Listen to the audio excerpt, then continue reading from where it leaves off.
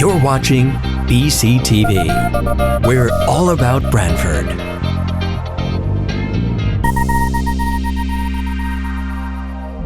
You're watching BCTV, Branford Government Television, a service of Branford Community Television. This program is brought to you in part through the support of the town of Branford.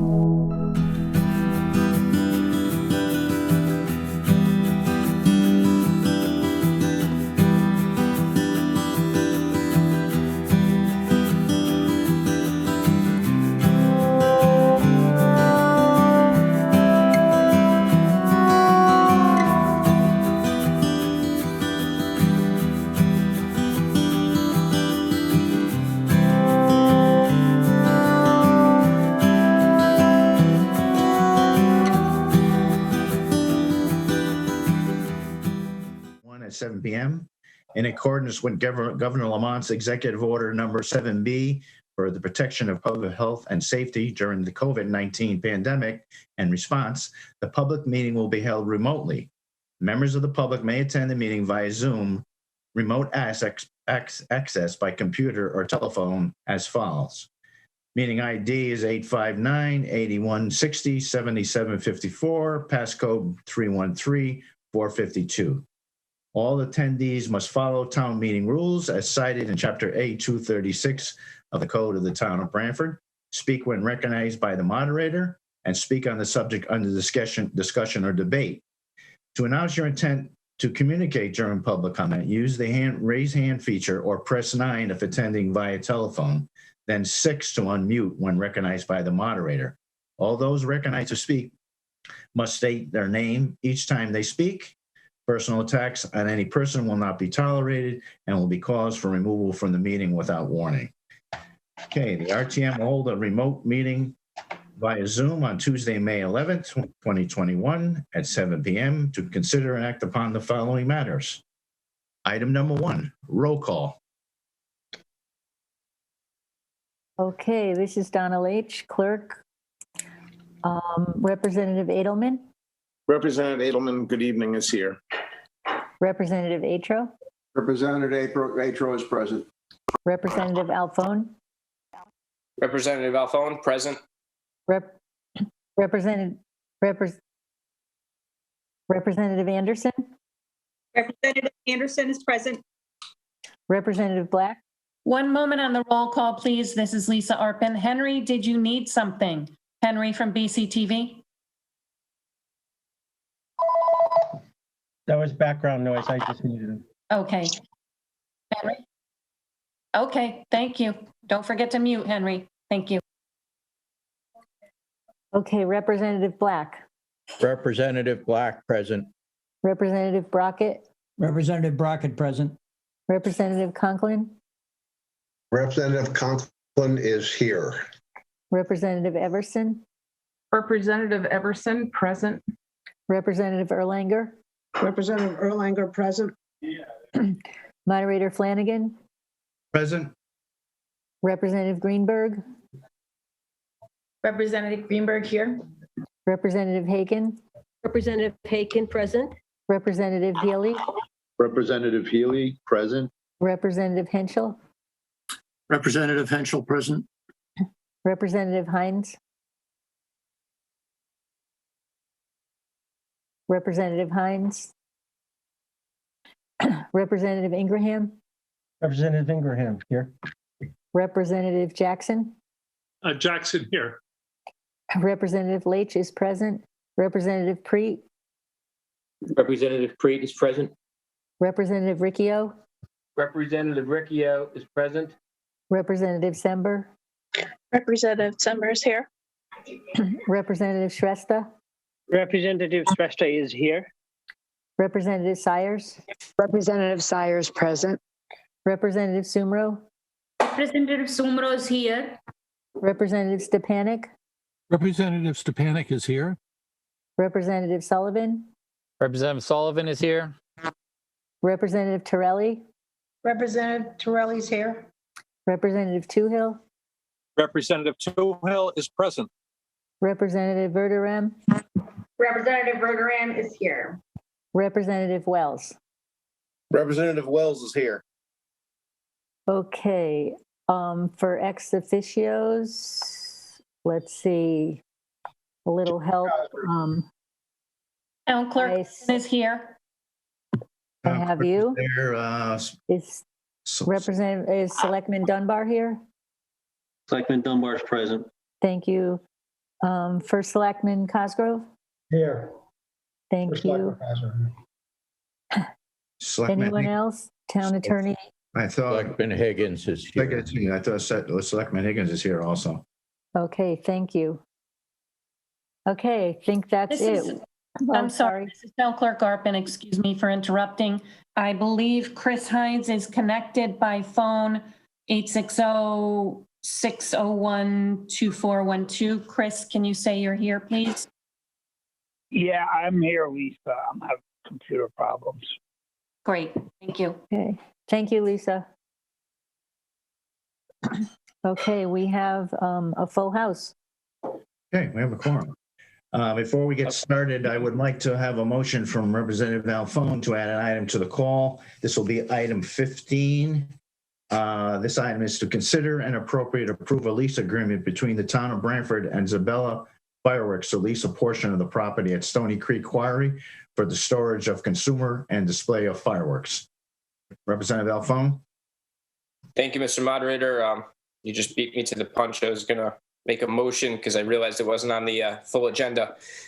Admin Services did hear this at our May meeting, and I'd make a motion to add it to the agenda as item number 15. Representative Ingraham, I'll second the motion. Okay. All those in favor? Signify by aye. Opposed? Okay, this item has been added as item 15. Okay, approval of the minutes of the previous meeting. Is there a motion to approve the minutes of the previous meeting? It's Representative Ingraham. I'll make the motion to approve. Is there a second? Representative Brockett will second that. Motion, Representative Flanagan here. The motion on the floor and seconded to approve the minutes of the previous meeting. All those in favor signify by saying aye. Aye. Aye. Opposed? Aye. Opposed? Okay, the minutes are approved without exception. Item Excuse number me, Representative Moderator Flanagan. Sorry for the interruption. This is Donna Leach. I just was wondering if Representative Alphone could put in the chat the wording on the item that's added to the agenda for me. That would be great. Yeah, Representative Flanagan, Representative Alphone, can you do that? Through you, Mr. Moderator, yes, I will do that as we go. Thank you. Thank you. Okay, moving on. Moderator, this is Representative Brockett. Point of information.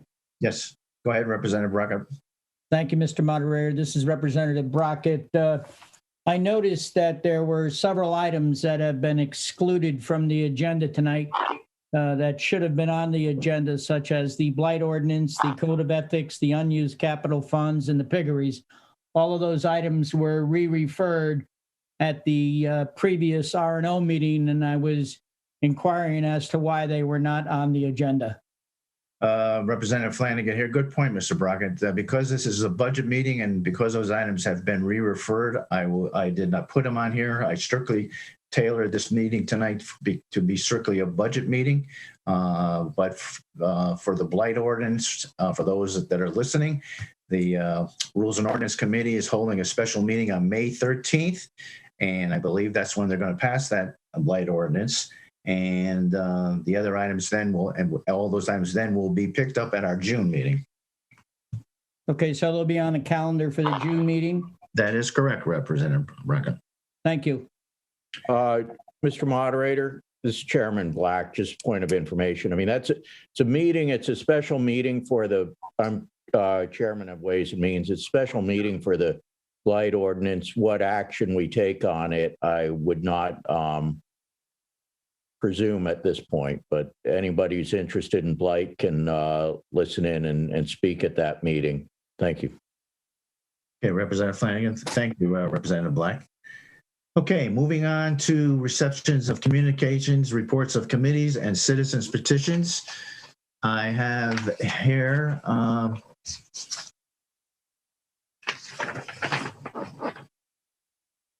letter from our finance director, Honorable Dennis Flanagan, to me, Dennis Flanagan, please be advised that the town will be participating in Neighborhood Assistance Tax Credit Program.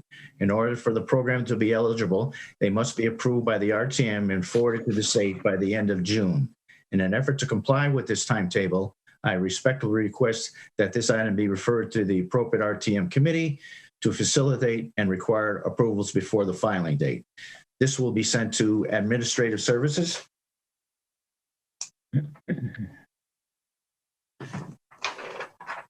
next piece of correspondence I have is from First Selectman James Cosgrove.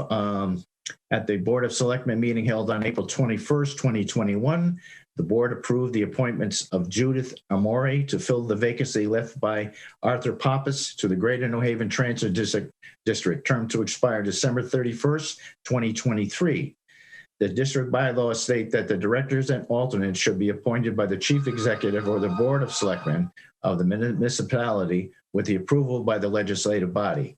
Please place this appointment on the next agenda of the RTM for legislative approval. Thank you for your consideration. I will send this to Administrative Services.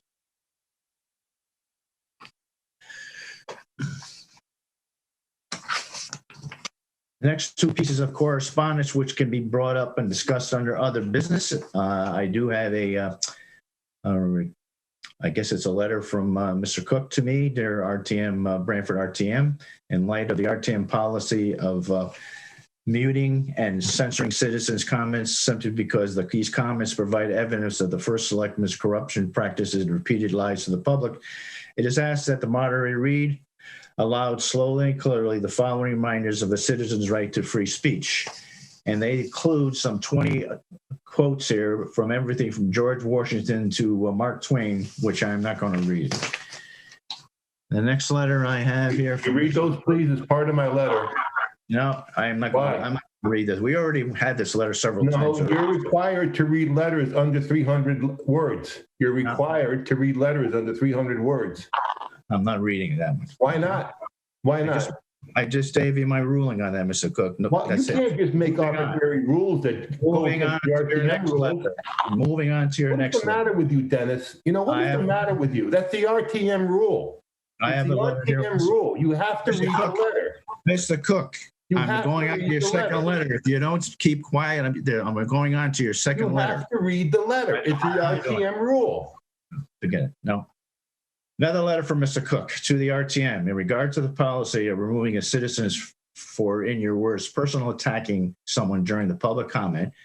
Would you please explain to the citizens of Branford exactly what a personal attack is and why it is grounds for denying an individual his or her constitutional guaranteed right to speak freely? In regards to myself, I have been electronically removed from a number of meetings by the body's unauthorized censor, Majority Leader Ray Ingraham, simply for presenting clear and accurate evidence of corrupt behavior and repeatedly lying by the first selectman.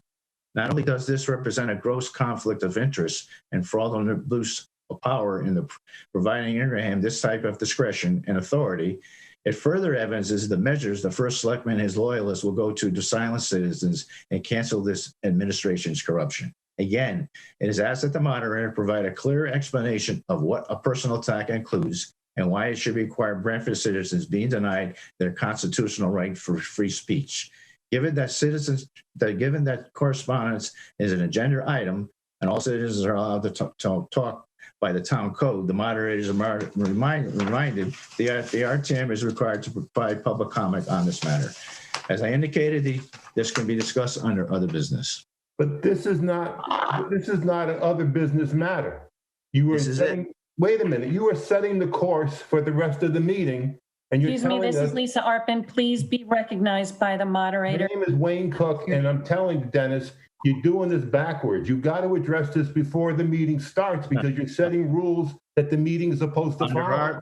Mr. Cook, Dennis Flanagan here. Under our rules, all correspondence has to be. Since when did that happen? That never happened before. It's part of the town code. It's part of the town code. Read it, okay? You show me that's part of the town code. You moving just make things up. No, we're not. You're making them up. Moving on to item 4. The Board of Finance approved the following budget for fiscal year 2021-2022. Board of Education operating budget, $60,005,541. Board of Education special education, 0. Board of Education capital and leases, $298,000, for a total of $60,303,541. Town departments, $60,469. Town departments, $60,469,774, for a total of $120,773,315. A, to consider and approve the recommendation of the Board of Finance of an appropriation of $60,303,541 to the Board of Education operating budget plus capital for fiscal year 2021-2022. B, to consider and if appropriate, approve the recommendation of the Board of Finance for an appropriation of $60,469,774 for all other town departments for fiscal year 2021-2022. At this point, we will go into the various subcommittees. The first one will be A, report on the adoption of the Education Committee budgets. Thank you, Mr. Moderator. Thank you, Mr. Moderator. This is Representative Preet. The RTM Education Committee met remotely on Monday, May 3rd. And at that time, there was a motion to adjust the Board of Education's operating budget by $100,000 from $60,005,541 to $59,905,541. That coupled with the capital and lease budget of $298,000 results in the Board of Education fiscal year 21-22 budget of $60,203,541. That motion passed unanimously 5-0 in committee with 2 members being absent. Okay, motion on the floor. It's been by Representative Flanagan, by Representative Preet to approve that reduction of $100,000. Is there any discussion from members of the RTM?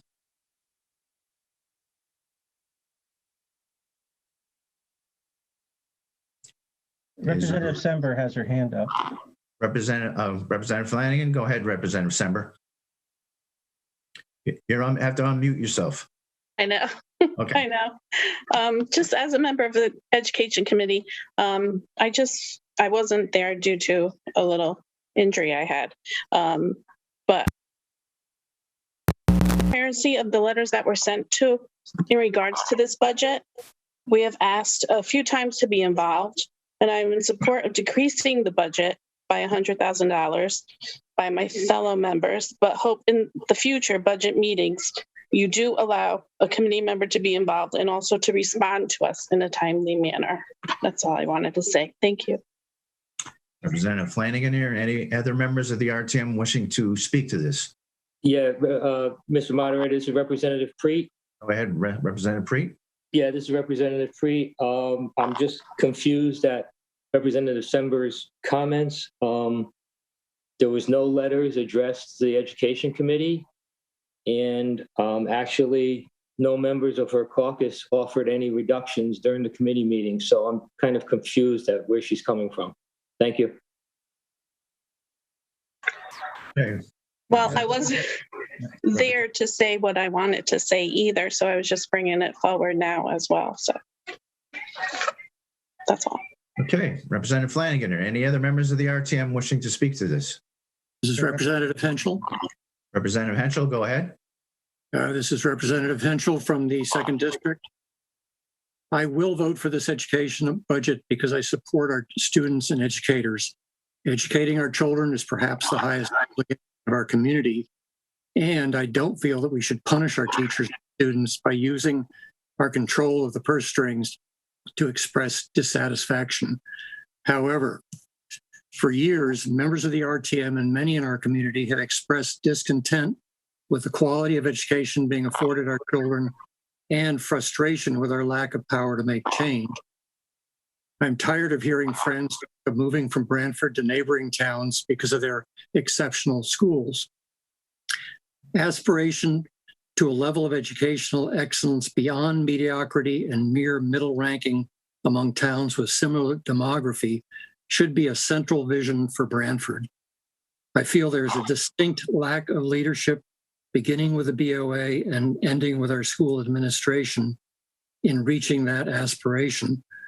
We live in a town with a stellar fiscal reputation.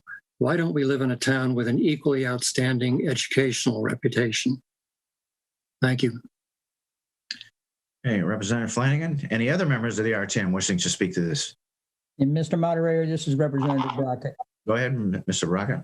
Thank you, Mr. Moderator. This is Representative Brockett following up on Mr. Henschel's comment.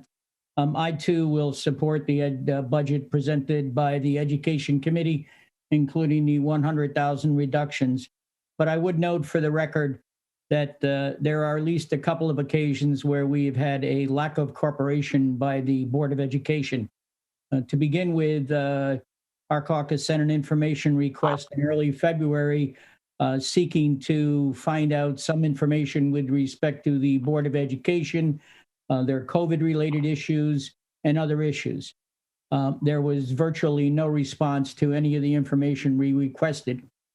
Second of all, at a meeting held a short time ago, as you well know and other members of the RTM know, there was a split vote concerning a teacher's contract that was very, very close.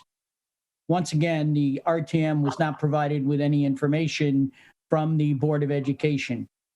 There was a Board of Finance member that sat at those negotiations with respect to the teachers, and none of that information was relayed to the RTM. Following that meeting, the majority leader and myself, in a bipartisan fashion, asked the Board of Education to have a representative from the RTM at future negotiations. And once again, there was no response from the Board of Education. I stand in support of this budget. I will not punish the children in our town because they deserve to have an education. But I do think there can be a whole lot more cooperation between the Board of Education and the RTM. Thank you, Mr. Moderator. Representative Flanagan, My hand is up. has her hand up, and Representative Jackson. I'm sorry, Representative Flanagan. Representative Ingham, who has their hand up? Representative Schumo and Jackson. Okay, Representative Jackson first. Go ahead. Not Schumo, but go ahead.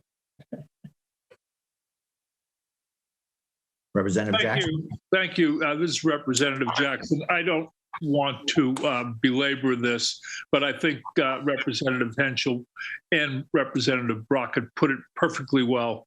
I too am a little tired of all the stuff with the board and the fighting and the accountability. And I think while I support the $100,000 reduction, I also support our kids, and I stand in harmony with those who have spoken already. Thank you. Representative Flanagan here, and Representative Ingraham. Who was that other person you said? Representative Schumo. Okay, go ahead. Thank you, Mr. Moderator. This is Sumro. I would like to say something about the Branford. I support the 100,000 reduction. Also, our Branford school performance needs to improve. There are 24 districts in the DRG, and Branford comes in 14th in DRG in a state, and it ranks 56 in the state. I don't believe budget cuts resolve anything. Rather, I believe it would discourage so many great teachers. As a RTM member and a mother of a high school freshman, I would like to ask the superintendent of a school why Branford schools are not performing well, are not making progress, which parents and town representatives are expecting. We need a detailed plan from the superintendent and Board of Education on how to make significant progress and take the students to a new level. Obviously, status quo is not acceptable. Right now, we don't see any concrete plan in front of us, which gives us confidence that we are making progress, which the town demands and a student deserve. It is getting difficult to approve the education budget now or in the future without any significant progress. Branford deserves better. Thank you. Representative Flanagan here, thank you. Anyone else from the RTM wishing to speak? Yeah, Representative Sullivan and then Representative Black. Okay, Representative Sullivan, go ahead. Thank you, Mr. Moderator. This is Representative Sullivan speaking. I just wanted to speak in support of the $100,000 reduction to the budget due to a position that is not going to be filled next year. I'm glad to see my Republican colleagues taking action to save the taxpayers money by not funding an empty position in this budget year. So I'm supportive of the $100,000 reduction to the education budget. Thank you. Representative Flanagan, thank you, Representative Sullivan. Representative Black? You have to unmute yourself. Thank you, Mr. Moderator. Yeah, nobody mentioned what Representative Sullivan was mentioning. Is this adjustment is in no way a punishment for the Board of Education. It's simply adjusting the budget to the projected staff levels. That's what this adjustment is about. Thank you. Okay. Okay, Representative Flanagan again. Anyone else from the RTM wishing to speak? Mr. Moderator, this is Lisa Arpin. Mark Riccio would like to speak. Thank you. And I think we also may have Representative Stepanek who would like to speak as well. Thank you. Okay, Representative Flanagan, Representative Riccio, go ahead. Representative Riccio? Hi, can you hear me all right? Let's move. Go ahead, Mr. Representative Riccio. All right, thank you. I think what I'm hearing tonight from the Democrat caucus is that you'd like to raise the level of education. Representative Henschel, is that what you're saying tonight? Can you just, through you, Mr. Moderator, I want to make sure I understood Representative Henschel and some of your other colleagues. Representative Flanagan, Representative Henschel? Yes, through you, Mr. Moderator. Yes, Representative Riccio, that's exactly what I was proposing. Well, thank you for clarifying that, Representative Henschel. But I must remind everybody, including my colleagues on the other side of the aisle, that the Democrats own the majority on the Board of Education. So, perhaps you need to talk to your Board of Education colleagues and ask them, what are they going to do to raise the level of education here in Branford? And I would also remind the public that this coming election in November, there's going to be a number of Board of Education seats that are going to come up. And I encourage the public, just don't go out and vote party line, but go out and read about the candidates that are running for those seats. Mr. Moderator, this is Representative Brockett. I believe we're off topic here, sir. Thank you, Mr. Moderator. All right. Representative Flanagan here, Representative Stepanek. This is Representative Stepanek. To keep it very brief, I just wanted to say I'm completely in support of the sentiments expressed by Sember and Henschel and Brockett that our family's experience with 3 kids in the schools was, was not positive. They really have to work on the education. Thank you very much. Okay, Representative Flanagan here. Anybody else from the RTM wishing to speak? Hearing none, is there anyone from the public wishing to speak? Mr. Moderator, it's Lisa Arpin. There's a hand up with Mr. Cook. Mr. Cook? Go right ahead, Mr. Cook. I have a couple things. I'd like to ask for an adjustment in the education budget. The first thing I want to mention, and came to my attention, I'm not exactly clear how, that the capital budget for the Education Committee was never heard and it was never voted on, either at the first budget meeting for the committee or at the second budget meeting for the committee. Can someone verify one way or the other if that's accurate? Representative Flanagan, Representative Preet.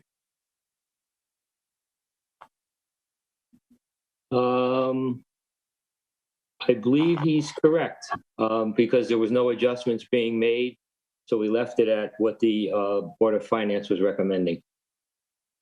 But do you still not have to vote on it? And do you still not have to bring it before both the public and the RTM to consider it? It was brought before the RTM tonight. As I stated, you're the one that told me. You're the one that told me, Commissioner Preet, that public cannot speak at these meetings. So now you're even blocking the public from speaking at the first meeting because you don't bring the issue up. I think there's a problem here. I don't think that this is a valid vote because you have not brought these items before the town. Are you done speaking? Can I respond, or are you going to interrupt again? I didn't interrupt. You did. The capital. This is Representative Freet. The capital and lease budgets were brought before the RTM tonight. As I stated in my report, the operating budget was reduced by $100,000, and that, coupled with the $298,000 capital and lease budget, would result in a $60,203,541 budget. So it was brought before the body tonight, Mr. Cook. It's not my point. My point is you did not bring it before the public during the public's opportunity to speak during committee. I don't see how you can all of a sudden just have something vanish for a month and a half and then bring it before the overall RTM and say, we did our job. You didn't do your job. You didn't do it. Anyone else from the public wishing to speak to this? I mean, come on, people. If you let this go, what kind of...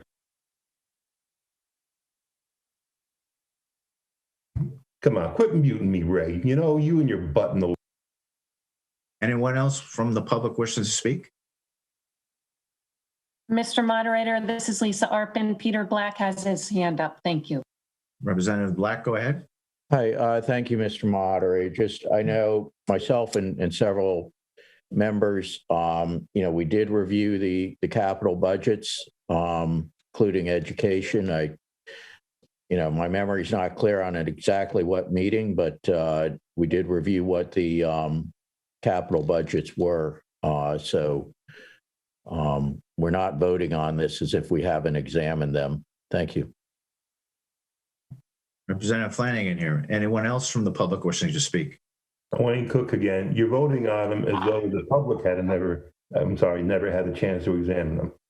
I mean, what you're doing here is so categorically wrong in terms of the process. I can't believe that not one member out of 30 RTM members is going to stand up and say it's wrong. This is absolutely wrong. You can't do this. Point of order, Mr. Moderator, you haven't recognized anyone to speak? Mr. Moderator, this is Representative Freet. Representative Freet, go ahead. If we can try and put Mr. Cook's aghast at rest, at the April RTM Education Committee meeting, at that time, the public had the ability to speak, and we discussed the budget. In terms of the education budget, we take it as a whole. It's the operating and the capital and leases. There were no adjustments made or suggested for the capital or leases. When we voted in the May meeting, we voted on the Board of Education's budget. That included the operating budget and the capital and leases. It was voted as a whole. The only adjustment that was made to the operating budget. So I hope that, puts your mind at ease. Nothing was disregarded. Nothing was not recognized. We vote on the budget as a whole. Thank you, Mr. Moderator. Can I be recognized? Mr. Moderator, this is Representative Brockett. Representative Brockett, go ahead. Yeah, following up on Representative Preet's comments with respect to the April meeting, it is my recollection that $102,000 was cut out of their capital budget. That reduced it to $298,000 from the original request because there was a transfer subsequently made at the April RTM meeting from, I believe, a 700 capital account to take care of the cafeteria server at the high school. So I believe that's how they arrived at the 298,000, and I stand to be corrected, Representative Preet. Representative Flanagan here. Representative Preet? No, this is Representative Preet. Representative Brockett, you're absolutely correct. And now those, I believe, were the recommendations that came back through the Board of Finance meetings. So you're absolutely right. At the April meeting, that's the number that was presented, and that's how we came up to 298,000. Thank you. Representative Flanagan here. Anyone else from the public wishing to speak? Mr. Moderator, Representative Henschel. Representative Henschel, go ahead. Yes, I would just suggest that if Mr. Cook has some comment he'd like to make about the capital budget, I don't see why he couldn't make that comment at this point. Representative Flanagan here. Representative Mr. Cook, if you have a comment on the capital side of the budget? Yeah, I do. The capital side of the budget was done improperly.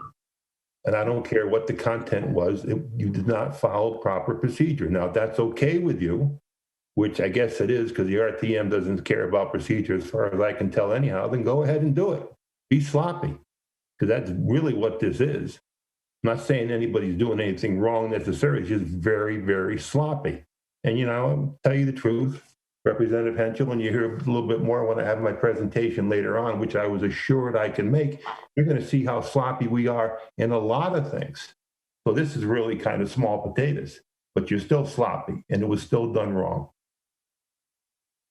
Okay, Representative Flanagan here. Anyone else from the public wishing to speak? Hearing none.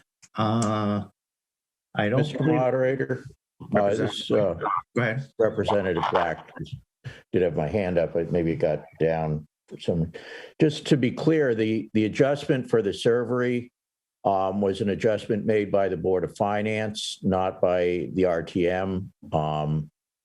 So we are approving it, the capital budget as recommended by the Board of Finance. Thank you.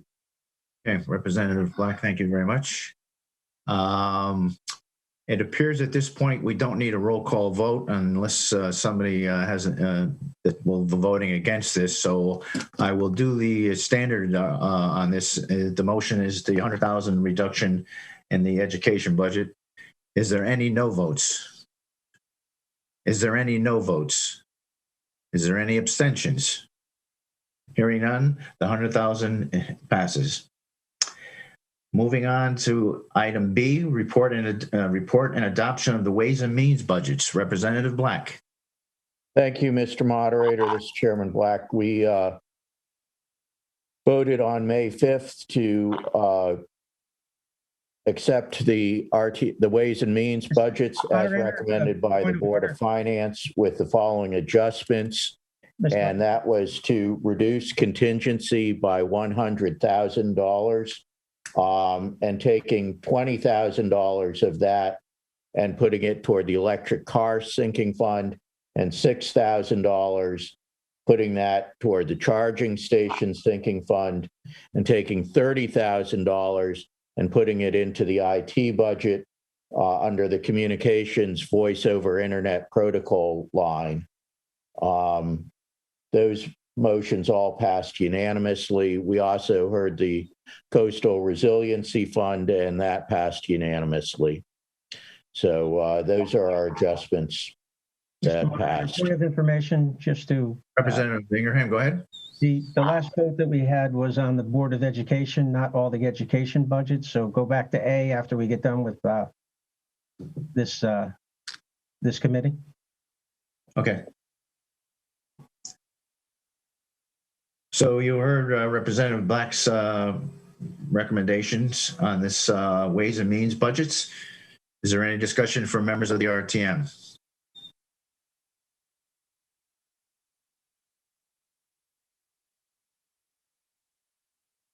Hearing none, any discussion from members of the public?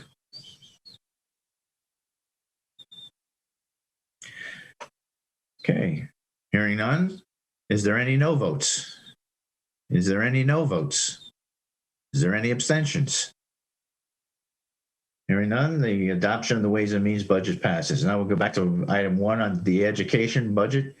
On the operating budget, the reduction of 100,000 is what we're voting on. What? Point of order, Mr. Moderator. Representative Brockett, go ahead. Yeah, I believe we voted on the $100,000 budget and we need to vote on the overall total budget for the Board of Education now. Okay. This Representative Ingraham, we called for the vote on the education, for the Board of Education. The part that was the rest of the education committees, which is the libraries and everything else. Letter A. Okay, all right. So to Representative Brockett's point there, with we need to vote on the Board of Education operating. No, Mr. Moderator, this is Representative Freed. We voted on the total Board of Education budget, and that budget was for $60,203,541. That was voted on. What Representative Ingraham is referring to is, by your agenda, the letter A, report and adoption of education committee budgets. So we still have the Willoughby Wallace Library and the Blackstone Memorial Library budgets to vote on. That's the point of order. Oh, okay. All right, go ahead, Representative Preet. Thank you, Mr. Moderator. This is Representative Freed. After all that, there were no changes to the recommendation of the Board of Finance for the fiscal year 21-22 Education Committee budgets. Thank you.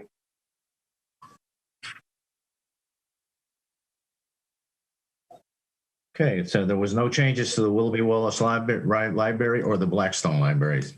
That is correct, Mr. Moderator. Okay. Any comments from members of the RTM? Any discussion from members of the public? Mr. Cook has his hand up. To ARPAN. Mr. Cook, go ahead. Make a couple of comments regarding the Blackstone Library. I've been to a few of their board meetings over the last year or so, particularly in early months of the COVID. And two things need to be considered. One, and I mentioned both of these to the board, they somehow saw fit to keep $100,000 surplus in their endowment that I, for one, don't think belongs to them. And that caused quite a commotion last year within the RTM. I guess the RTM gave them a pass. But regardless, I don't think it's the Blackstone's purview to take $100,000 surplus that should be returned to the town and then just put it in their endowment. The other problem I had with the Blackstone is, and I asked them this directly, and I asked Karen Jensen this, and I asked Beth Law, and I didn't get a straight answer from either one of them, is why were certain libraries open July of last year, and the Blackstone, for the most part, still isn't fully opened? Now, okay, that's their prerogative, but what I asked was, what criteria did you use? The Willoughby Wallace was fully open back in, I think, June or July of 2020. The Hull Library over in Clinton was fully open. And here we are in what? May of 2021, and the Blackstone still isn't open. And I said, well, how did you make that decision? And they looked at me like, well, we just did. So, I mean, this library makes a lot of money from the town. I think every year, from what I estimate, every week, $30,000 of this town's money goes to that library. Well, good for them. And I've always been a huge supporter of the Blackstone, but I've also been an even bigger supporter of accountability. And I don't think that they're being accountable for the actions of their board. And I would make, not at this point, but I would make a very strong recommendation at some point in time that the town takes the Blackstone board over as a commission of the town, sort of as a hybrid, and have more influence in what that board does. Because right now they just do whatever they want. And the town, maybe the RTM looks at it and says, yeah, we'll take a peek now and then, but you really don't know what that board is doing. Okay, Representative Flanagan, or anyone else from the public wishing to speak on these two items? Representative Black has his hand up. Representative Black, go ahead. Thank you. And I think Representative Preet can probably elaborate on this a little, but regarding the $100,000, there was a return of $100,000 from the library, transfer of $100,000 into a sinking fund controlled by the town for library repairs. So what that will do is lessen the demand on for capital funds from the town for the future. Thank you. Anyone else wishing to speak to this item? Hearing none. Is there any? I have a comment, please, to Mr. Black. The problem is, Representative Black and Representative Preet, is it's such a mess over there when it comes to that board that you don't really know where the money's going. So you could say, well, the 100,000 came back and everything is square now. I don't think you really know that, because of the way that they do things. And again, I'm no financial wizard, but my experience with that board is you got to keep them on a real short leash, because quite frankly, I think a lot of them are new and they don't even know what they're doing. And that's just my opinion. Do I examine their books? No, but that's what I got from attending 3 or 4 of their meetings. Moderators, Representative Preet. Representative Brockett. Let's go Representative Flanagan here, Representative Preet, and then Representative Brockett. Representative Preet. Thank you, Mr. Moderator. To Representative Preet. I really didn't want to get into a debate on the library. However, when misinformation is communicated at a public meeting, I feel a need to respond. When Mr. Cook refers to us taking a peek at the Blackstone, I have been meeting with the board of the Blackstone, with the finance director of the town, with the first selectman on numerous occasions since January. So countless hours have been put into reworking how the library's endowment is funded, how much money that we're drawing down on the endowment. And we called it a reset year to get them on solid ground. So I want to say there was countless hours put into the Blackstone Library budget this year, and I would be remiss if I excluded Board of Finance. Jeff Follett was also involved. So if that's what he refers to as taking a peek, numerous hours were put in on this. And I think they're doing a phenomenal job this year as we reworked creating their budget. And I must say, in the past, I was disappointed with how the budgets came in. This year, there was somewhere around 7 or 8 pages of detail that was presented to the Education Committee as to how their budget was created.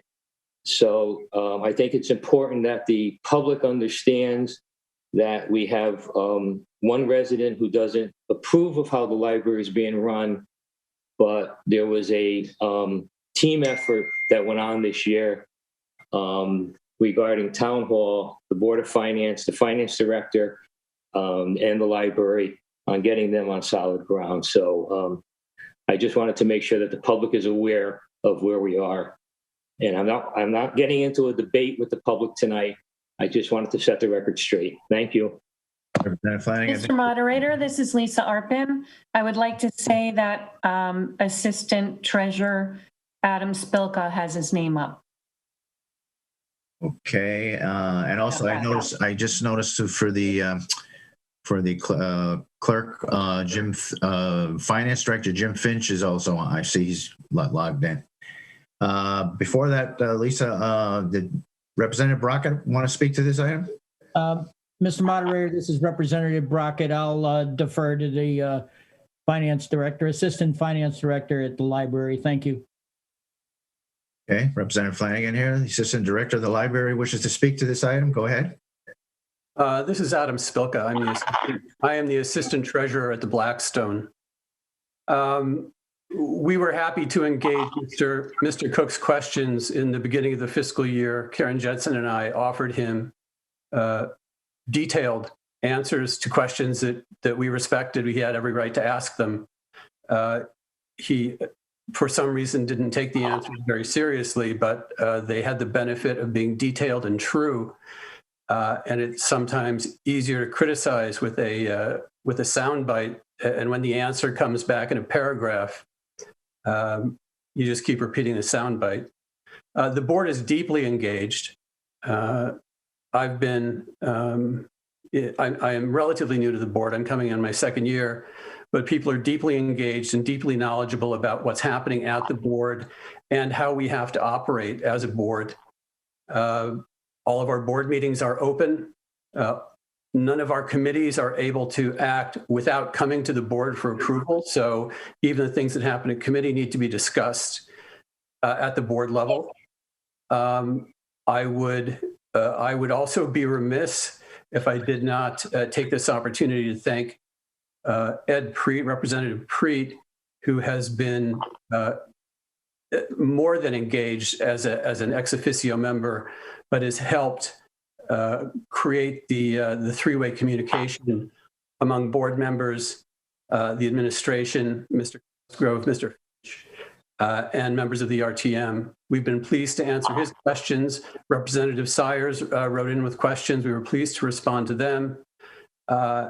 And we are not exactly a town department. We were set up as a corporation in 1893. We are like a town department in that we exist to serve the residents of the town. That's why we exist, and we do it. Try to do it in a fiscally responsible way. Thank you. Thank you, Representative Flanagan. Can I reply to that? Mr. Cook, you spoke more than twice on this item already, so. He accused me of a few things. I have the right to approve. Okay, let's keep it to the discussion of the approval of the Blackstone and the Willoughby Wallace Library. We're not going to get into debate on the operational. I just want to say what I'm talking about. The $100,000. All right. Are there any other comments from the public? Ray, will you quit muting me? Come on, Ray. You think you're else wishing to speak to this? Hearing none? No, listen, I have a comment to make because listen. Mr. Cook, you already spoke. I have any no votes? Is there any no votes? Is there any abstentions? All right, the Willoughby Wallace and the Blackstone Library budgets pass. Moving on. Moving on to item C, report of adoption of the rules and ordinance budgets. Representative Black. Thank you, Mr. Moderator. This is Representative Black, Chairman of the Rules and Ordinance Committee. We met on April 20th, and at that meeting, which was attended by 6 of our 7 members, we voted unanimously to recommend to the full RTM the budgets of our over which we have cognizance as recommended by the Board of Finance with no changes. Thank you. Representative Flanagan here. So Representative Preet, there was no changes to the rules and ordinance budgets? It's Representative Black. Thank you. Black, I'm sorry. Keep thinking it's a Yeah, they are. All right. Okay. Hearing none changes. Is there any comments from the RTM? Is there any discussion from members of the public? This is Lisa Arpin. Yes, there is. Wayne Cook has his hand up. Mr. Cook, go ahead. In regard to the rules and ordinances, I'd like to kind of circle that back for a moment to the library. And here's what I wanted to say, and I think it's my right to say it. The $100,000 that you were talking about was not the one I was. The one I was talking about was the one before. Okay, so let's get that really clear. When I went in there, Flanagan, this is not everything I said was true. Everything I said was true. Now, they got their act together. Good for them. Order, Mr. Moderator. The speaker is not the budget that we're speaking on. No, I'm speaking about my item. You know, No, we're speaking about the rules and ordinance. Mr. Cook, we're speaking about the rules and ordinance budgets. No. Is there any discussion from the public of the rules and ordinance budgets? I'm getting to the rules and ordinances. So I'm getting to the rules and ordinances. Will you get that button away from me, man? Mr. Cook, Ray, what are you going to do when you don't have that button? Speak to the rules and ordinance budget only. That's all. All right. Just keep your discussion to that. I just did. I was going back to the rules and ordinances. All right, go ahead. Speak to the rules and ordinance. I am. They got their act together. That's fine. But it wasn't together when I was speaking about it the time that I was speaking. as far as the rules and ordinances goes, I'm okay with their budget. Okay. Mr. Any Moderator, other comments from the public? Arpin, Yes. Representative Everson has her hand up. Representative Everson, go ahead. Thank you, Mr. Moderator. This is Representative Everson. Just a point of clarification. The way this agenda is worded is a little too inside baseball, I think, inside government. I don't think it presents a proper picture to the public who may be watching this meeting. The public certainly doesn't know what the rules and ordinances budgets are. We're voting on things that are lobbed together, which is all well and good for perhaps preserving some time management. But I object to the way that the agenda is written and this discussion. It's very hard to keep track of where we are and what we're doing. Thank you. Representative Everson, we've done this for up to 10 years. I know you're new and you don't realize a lot of things that are happening. Representative Ingraham. Mr. Moderator, please do not speak that way. I made a comment about the agenda and the way it's done, and it may have been the way that it's always been done, but it doesn't mean it's good government. Thank you. Representative Ingraham. Flanagan, this is Representative Ingraham. Just for public and members to understand, this agenda was put together and discussed by the majority and minority leader at least 3 or 4 times before it was put out and agreed to and brought to our caucuses to be agreed to. If there was any information missing or needed, we could have addressed it before today. Thank you. Mr. Moderator, Okay. Mr. Moderator, Representative Brockett. Go ahead, Representative Brockett.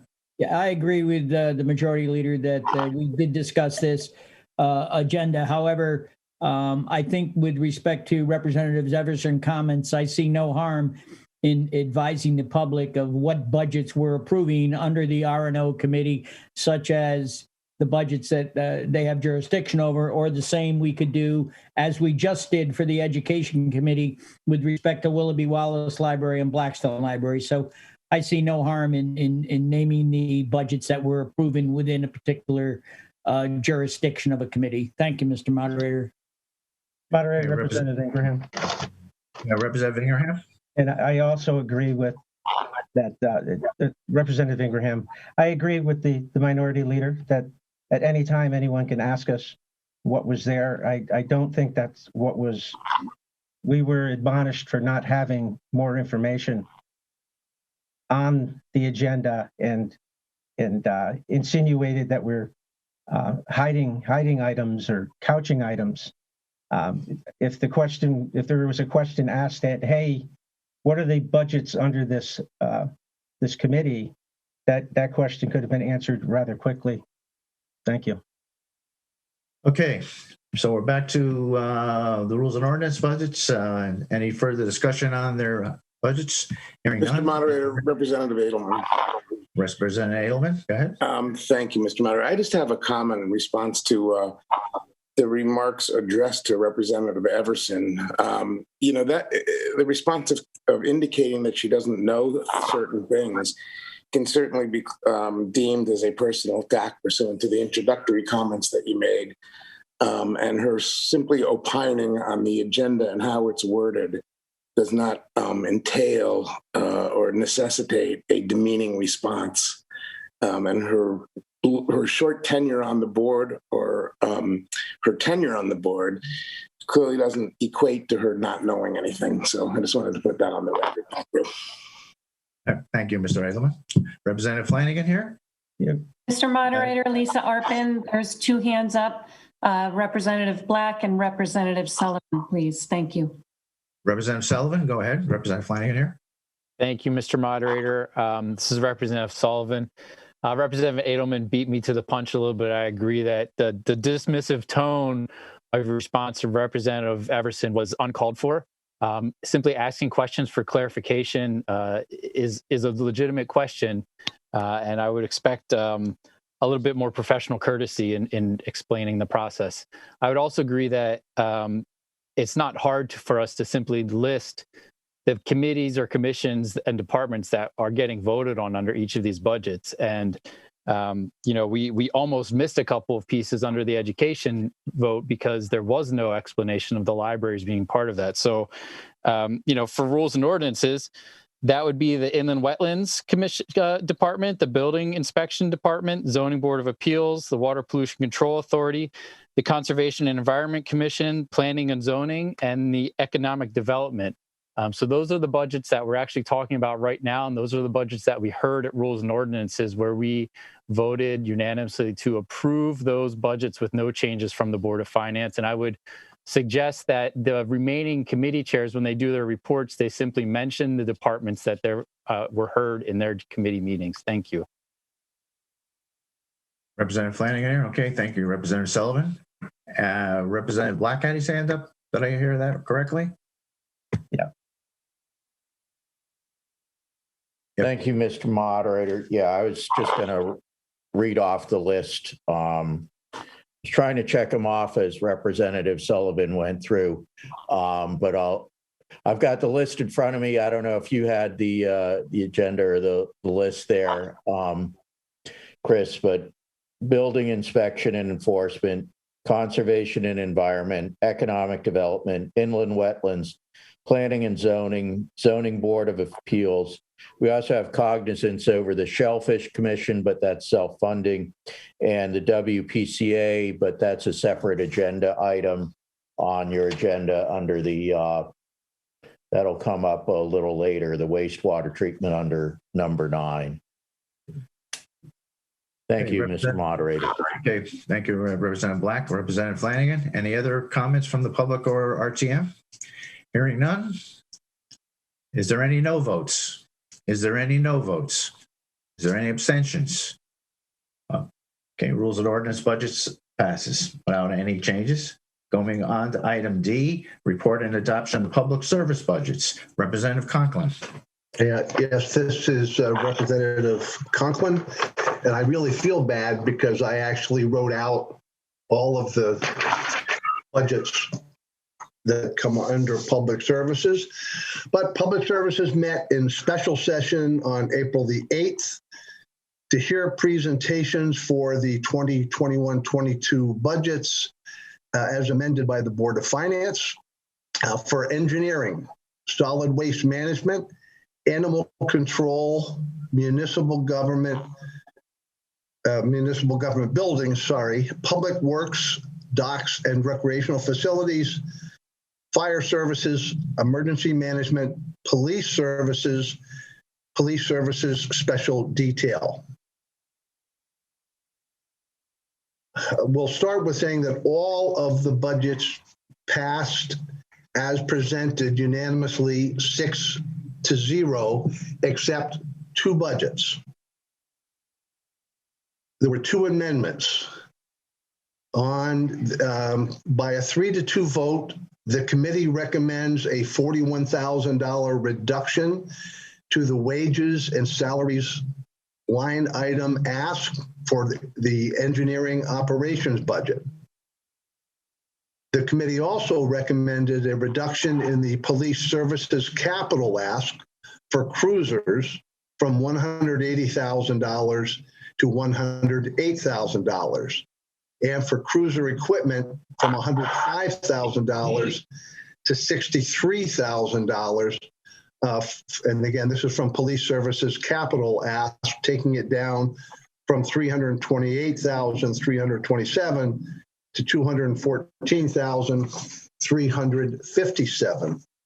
The police reductions were made with the understanding that the cruisers and equipment reductions would be covered by transfers from the current fiscal year's operating budget and shifted to the capital budget to cover the last 2 requested cruisers and equipment for those cruisers. And I'll go ahead and make that a form of a motion. Mr. Moderator, this is Representative Brockett. Representative Brockett, go ahead. Representative Flanagan here. Thank you, Mr. Moderator. This is Representative Brockett. I would offer an amendment and put that in the form of a motion to Representative Conklin's motion to fund the engineering position as presented by the Board of Finance. So there would be no cut of $41,000 and the position would be fully funded as recommended by the Board of Finance. And I put that in the form of a motion. Mr. Moderator, I would second that. Okay, Representative Flanagan here. The motion by Representative Brockett and seconded by Representative Conklin. Is there any discussion on the amendment from members of the Mr. RTM? Moderator, there are two hands up for Representative Henschel and Representative Everson. Okay, Representative Henschel, go ahead. Unmute. Unmute. Representative Henschel, unmute.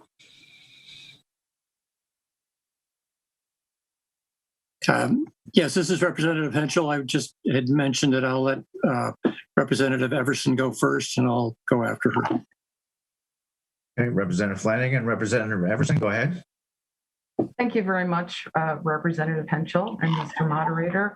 I would just, I would agree with this motion. I think it's very important and was demonstrated during the discussions on the budget for both the building department and the planning department that there's a lot that's going on in this town, and having that additional engineering position as a full-time position will only enhance the ability of this town to service and to move ahead on projects that have been stuck in a revolving door for some time. So I appreciate that this is being returned, and I would hope that my colleagues on the RTM would agree that it is warranted and is good for our town. Thank you. Representative Flanagan here. Is there any other members of the RTM wishing to speak to this? This is Representative Henschel. Representative Henschel, go ahead. Yes, I just wanted to second what Representative Everson has said. I think that there was some discussion of the fact that the reasoning behind dropping this to a part-time was so that we didn't end up with a full-time position that would be in perpetuity and therefore difficult to defund in the future. But I think that in this case with engineering, that's short-sighted, because in the town there are innumerable engineering projects that need to be addressed. This is only going to be an increasing demand, I think, in the future to have further engineering work done. And if the engineering department is underfunded with staff, what's going to happen is that they'll end up going to consultants for those services. And consultancy usually ends up being a more expensive way of addressing the same engineering problem. So I think it's short-sighted to take this from a full-time to a part-time position, and would support Representative Brockett's amendment. Representative Flanagan or any other members of the RTM wishing to speak to this? Yeah, Representative Sullivan with hand up. Representative Sullivan, go ahead. Thank you, Mr. Moderator. Not to belabor the point, but I rise in support, or I speak in support since I'm sitting down. I speak in support of Representative Brockett's amendment. I think that a civil engineering position is already a very technical position. A lot of skill and schooling has gone into somebody taking that job, and having it as a part-time position is a disservice to the citizens of the town, just in terms of getting a qualified person into that job, but also knowing that Branford is a coastal community facing the threat of sea level rise and needing coastal resiliency issues.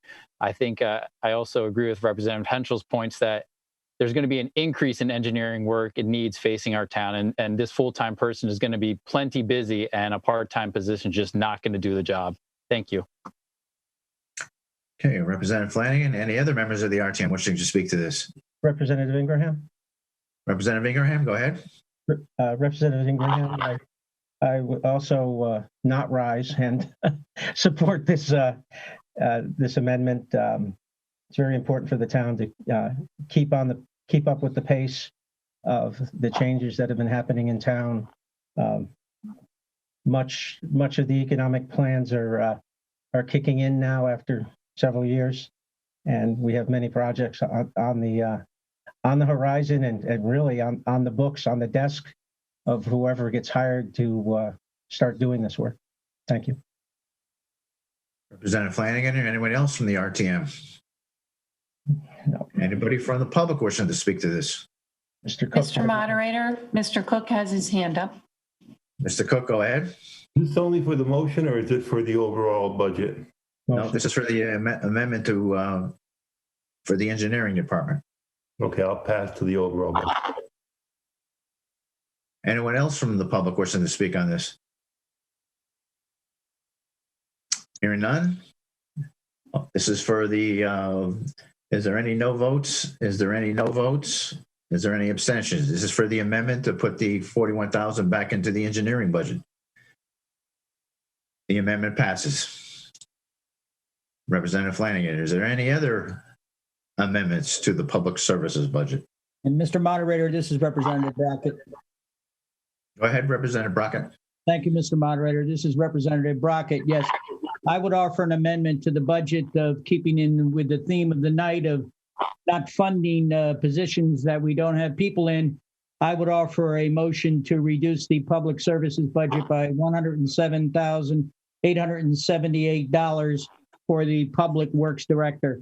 We do not have a Public Works Director. We have not had a Public Works Director since December of 2016.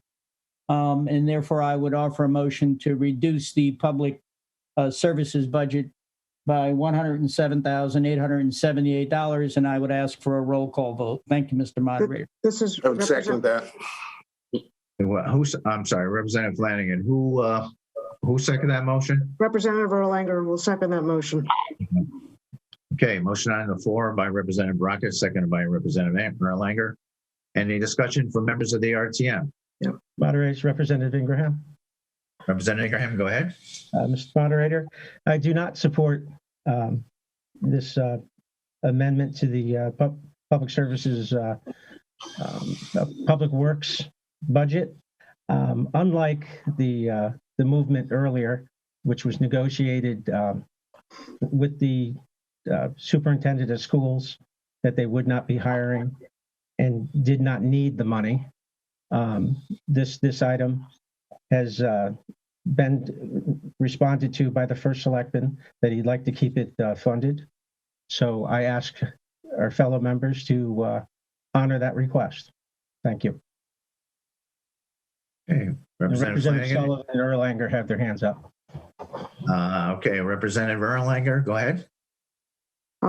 Thank you, Mr. Moderator. I only want to speak in support of Representative Brackett's amendment.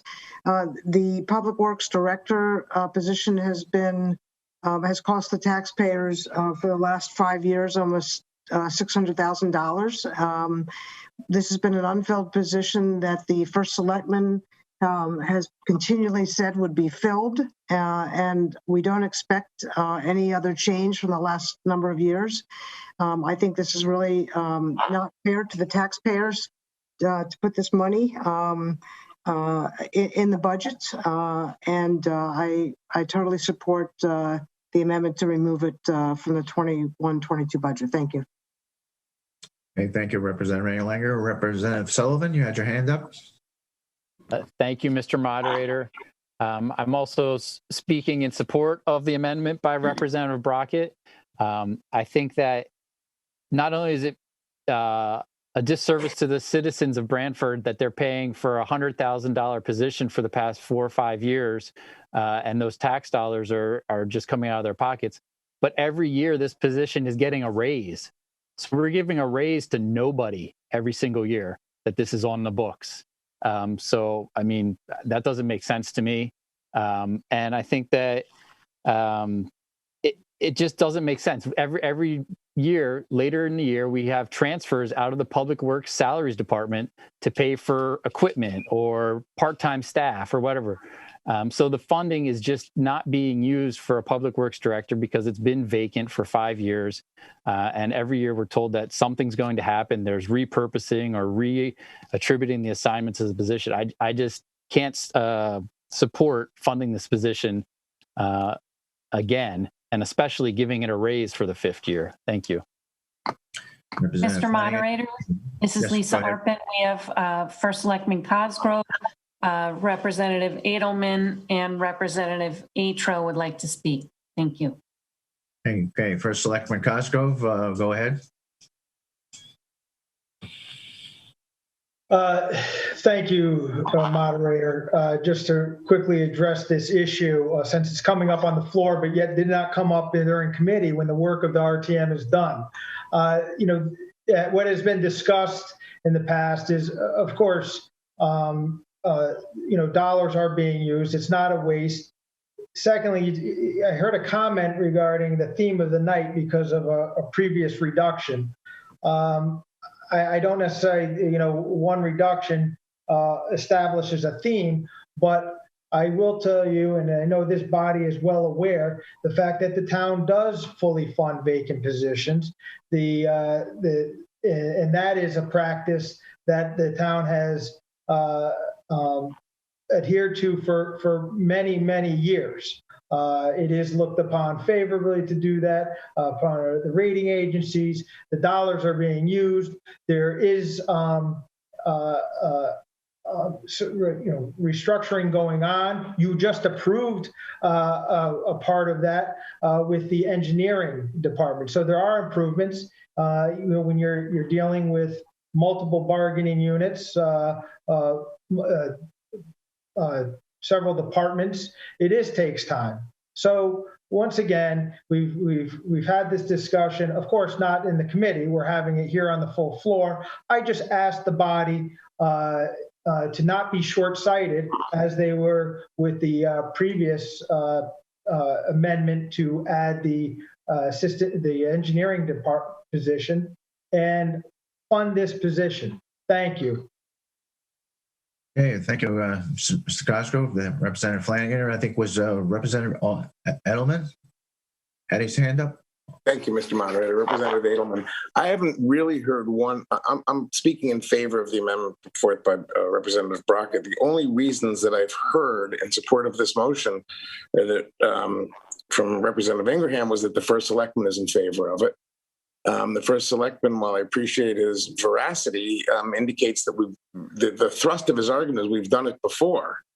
If you look at the dollars that have been spent and the raises been given to an unfunded position, when we are cutting the school budget by $100,000 due to a vacancy, it just makes no sense. I haven't heard an articulation as to why we're doing this that makes any budgetary sense, especially in light of the times we're in.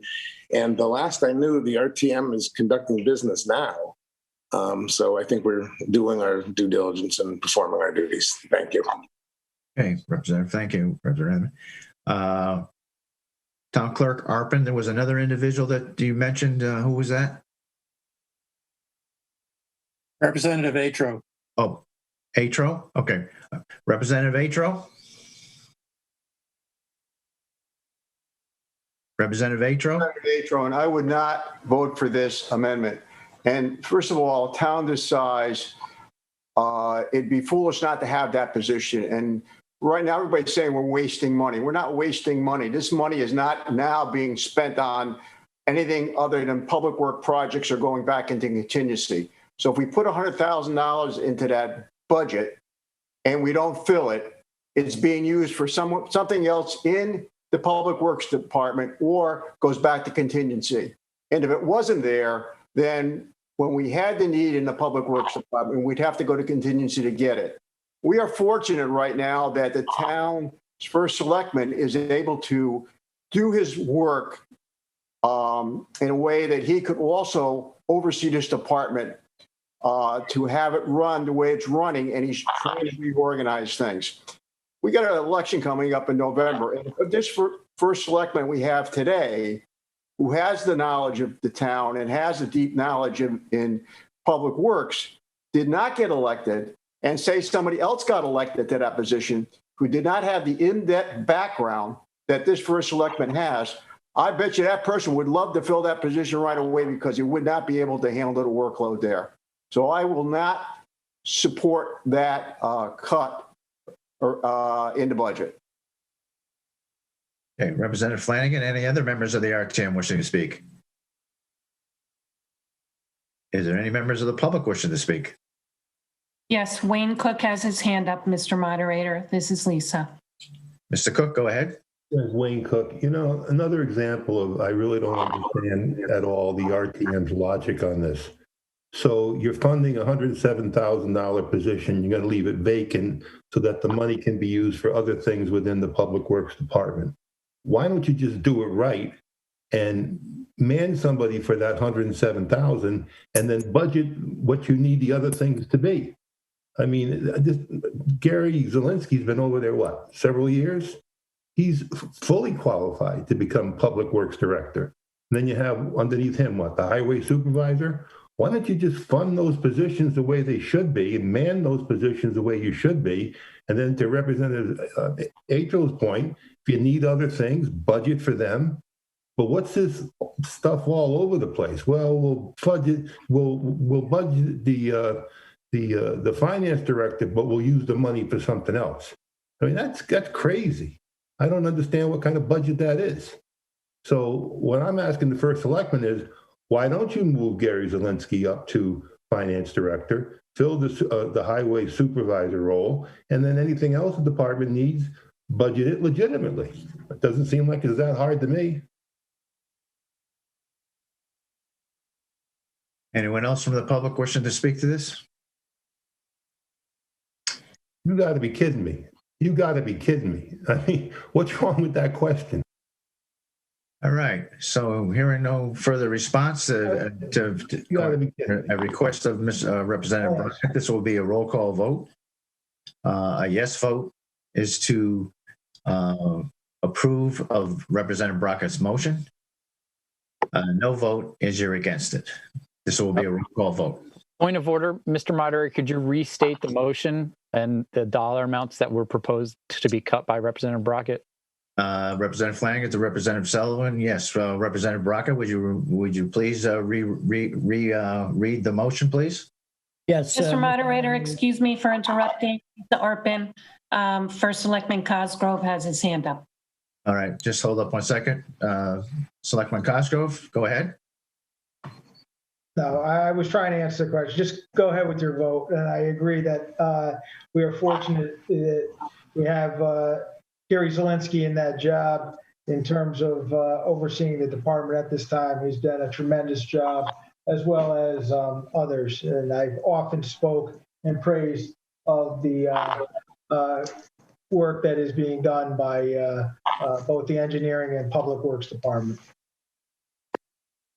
Why don't you pay them what they're worth?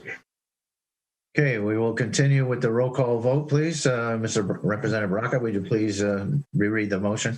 Thank you, Mr. Moderator. This is Representative Brockett. Yeah, this is a motion to reduce the public works budget by $107,878 for fiscal 21-22. Okay. Will the clerk please call the roll call on this? A yes vote is in favor of the motion by Representative Brockett. A no vote, you're against. Okay, this is Representative Leach. Roll call vote. Representative Edelman. Representative Edelman, yes. Representative Atro. Representative Atro, no. Representative Alphone. Representative Alphone, no. Representative Anderson. Representative Anderson, no. Representative Black. Representative Black, unmute yourself. Thought I did there. Representative Black votes no. Representative Brockett. Representative Brockett votes yes. Representative Conklin. Representative Conklin votes no. Representative Everson. Representative Everson votes yes. Representative Erlanger, Representative Erlanger votes yes. Representative Greenberg, Representative Greenberg, no. Representative Haken, Representative Haken votes yes. Representative Healy, Representative Healy, no. Representative Henschel, Representative Henschel, yes. Representative Hines, Representative Hines, no. Representative Ingraham, Representative Ingraham, no. Representative Jackson, Representative Jackson, yes. Representative Leach, yes. Representative Preet, Representative Preet votes no. Representative Ricchio, Representative Ricchio votes no. Representative Sember, Representative Sember votes yes. Representative Shrestha, Representative Shrestha votes yes. Representative Sires, Representative Sires votes no. Representative Sumro, Representative Sumro, yes. Representative Stepanek, Representative Stepanek votes no. Representative Sullivan, This is Representative Sullivan voting yes. Representative Torelli, Representative Torelli votes yes. Representative Toohill, Representative Toohill votes no. Representative Verderem, Representative Verderem votes no. Representative Wells. Representative Wells votes no. Okay.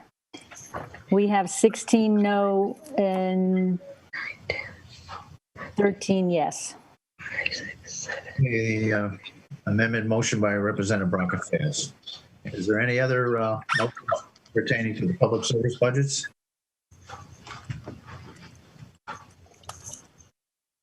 Okay. So no other changes to the public service budget. We should vote on the public service budgets as the overall amendment where we did the engineering department. That was the only change. Is there any no votes? Is there any no votes? Yes. Representative Brockett votes no. One. Representative Sullivan votes no. Okay. Is there any more no votes coming for that?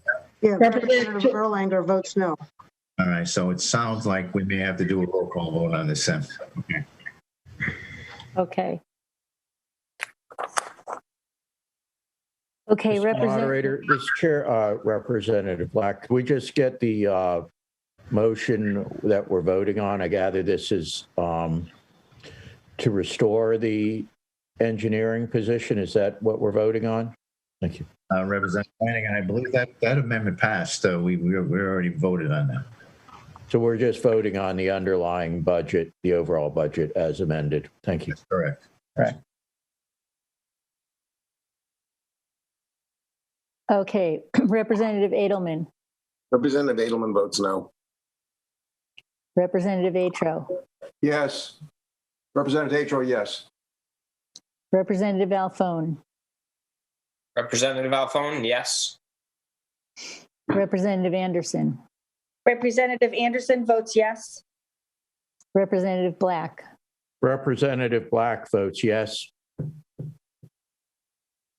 Representative Brockett, I have you recorded as no, correct? Correct. Thank you. Representative Conklin, Representative Conklin votes yes. Representative Everson, Representative Everson, can I have a point of clarification? Are we voting on just the Public Works Department budget, or are we voting on all of the public services? Representative Flanagan, this would be the all public services. Representative Everson votes yes for public services budgets. Representative Erlanger. Representative Erlanger votes no. Representative Greenberg. Representative Greenberg, yes. Representative Haken. Representative Haken votes yes. Representative Healy. Representative Healy votes yes. Representative Henschel. Representative Henschel votes yes. Representative Hines. Representative Hines votes yes. Representative Ingraham. Representative Ingraham votes yes. Representative Jackson. Jackson votes no. Representative Leach votes yes. Representative Preet. Representative Preet votes yes. Representative Riccio. Of course he votes yes. Representative Sember. Representative Sember votes yes. No, I don't think I voted yet. I think I was muted. Representative Riccio votes yes for the Thank you. services budget. Thank you. Thank you. Representative Shrestha. Representative Shrestha votes yes. Representative Sires. Representative Sires votes yes. Representative Sumro. Representative Sumro votes yes. Representative Stepanek. Representative Stepanek votes yes. Representative Sullivan. This is Representative Sullivan voting no.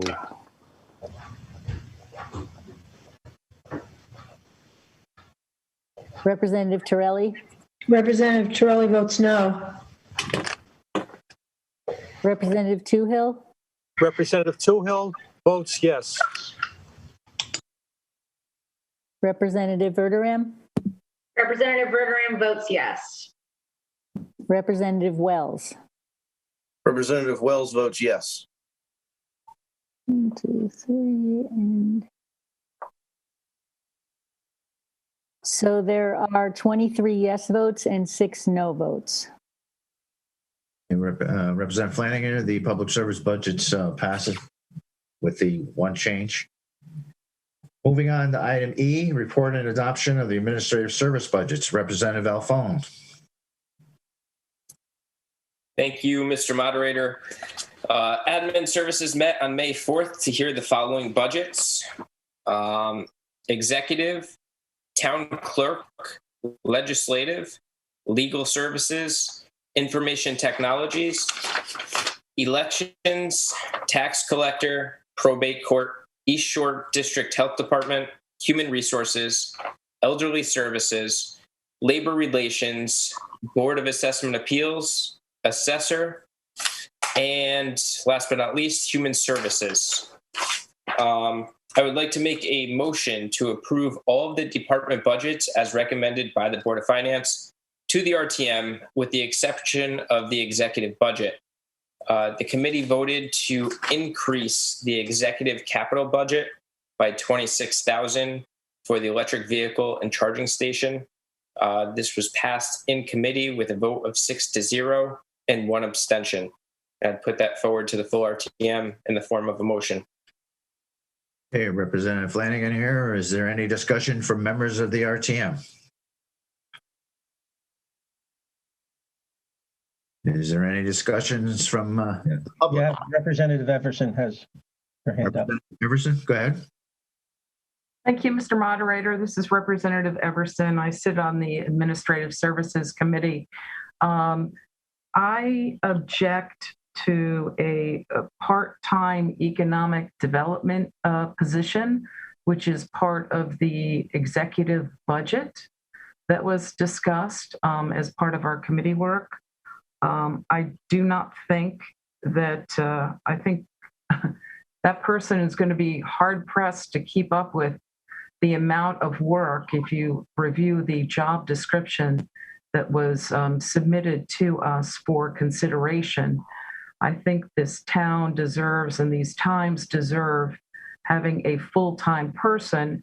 And as the planning and the building departments noted, they have plenty of work. There's a lot of projects in the pipeline, and this town deserves to improve more of its commercial tax base so that fewer residents, the burden is on fewer residents and our residential properties. So I would, for that reason, I would vote against the executive budget if that can be singled out as part of this discussion. Thank you. Anyone else from the RTM wish to speak to this? No hands up. Okay, anybody from the public wishing to speak? Yes, Mr. Cook has his hand up. This is Lisa. Okay, Mr. Cook, go ahead.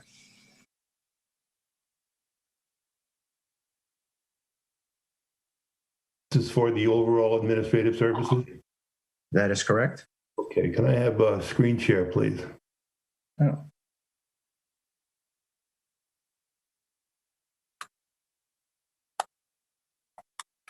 What's your Representative Mr. Cook? What's your comment on this on the administrative service? I have a proposal for the RTM. I think it's kind of clever, and I think that with a relatively small transfer, we can save the town tens of millions of dollars, and I'd like to present that. Go ahead. Okay, hang on.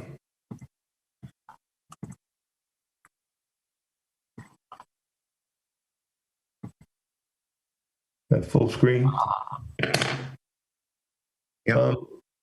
It's fairly simple, my idea, but I think it has a lot of merit. And I'm not doing this to bust chops. I'm really doing it. I think it has a lot of potential.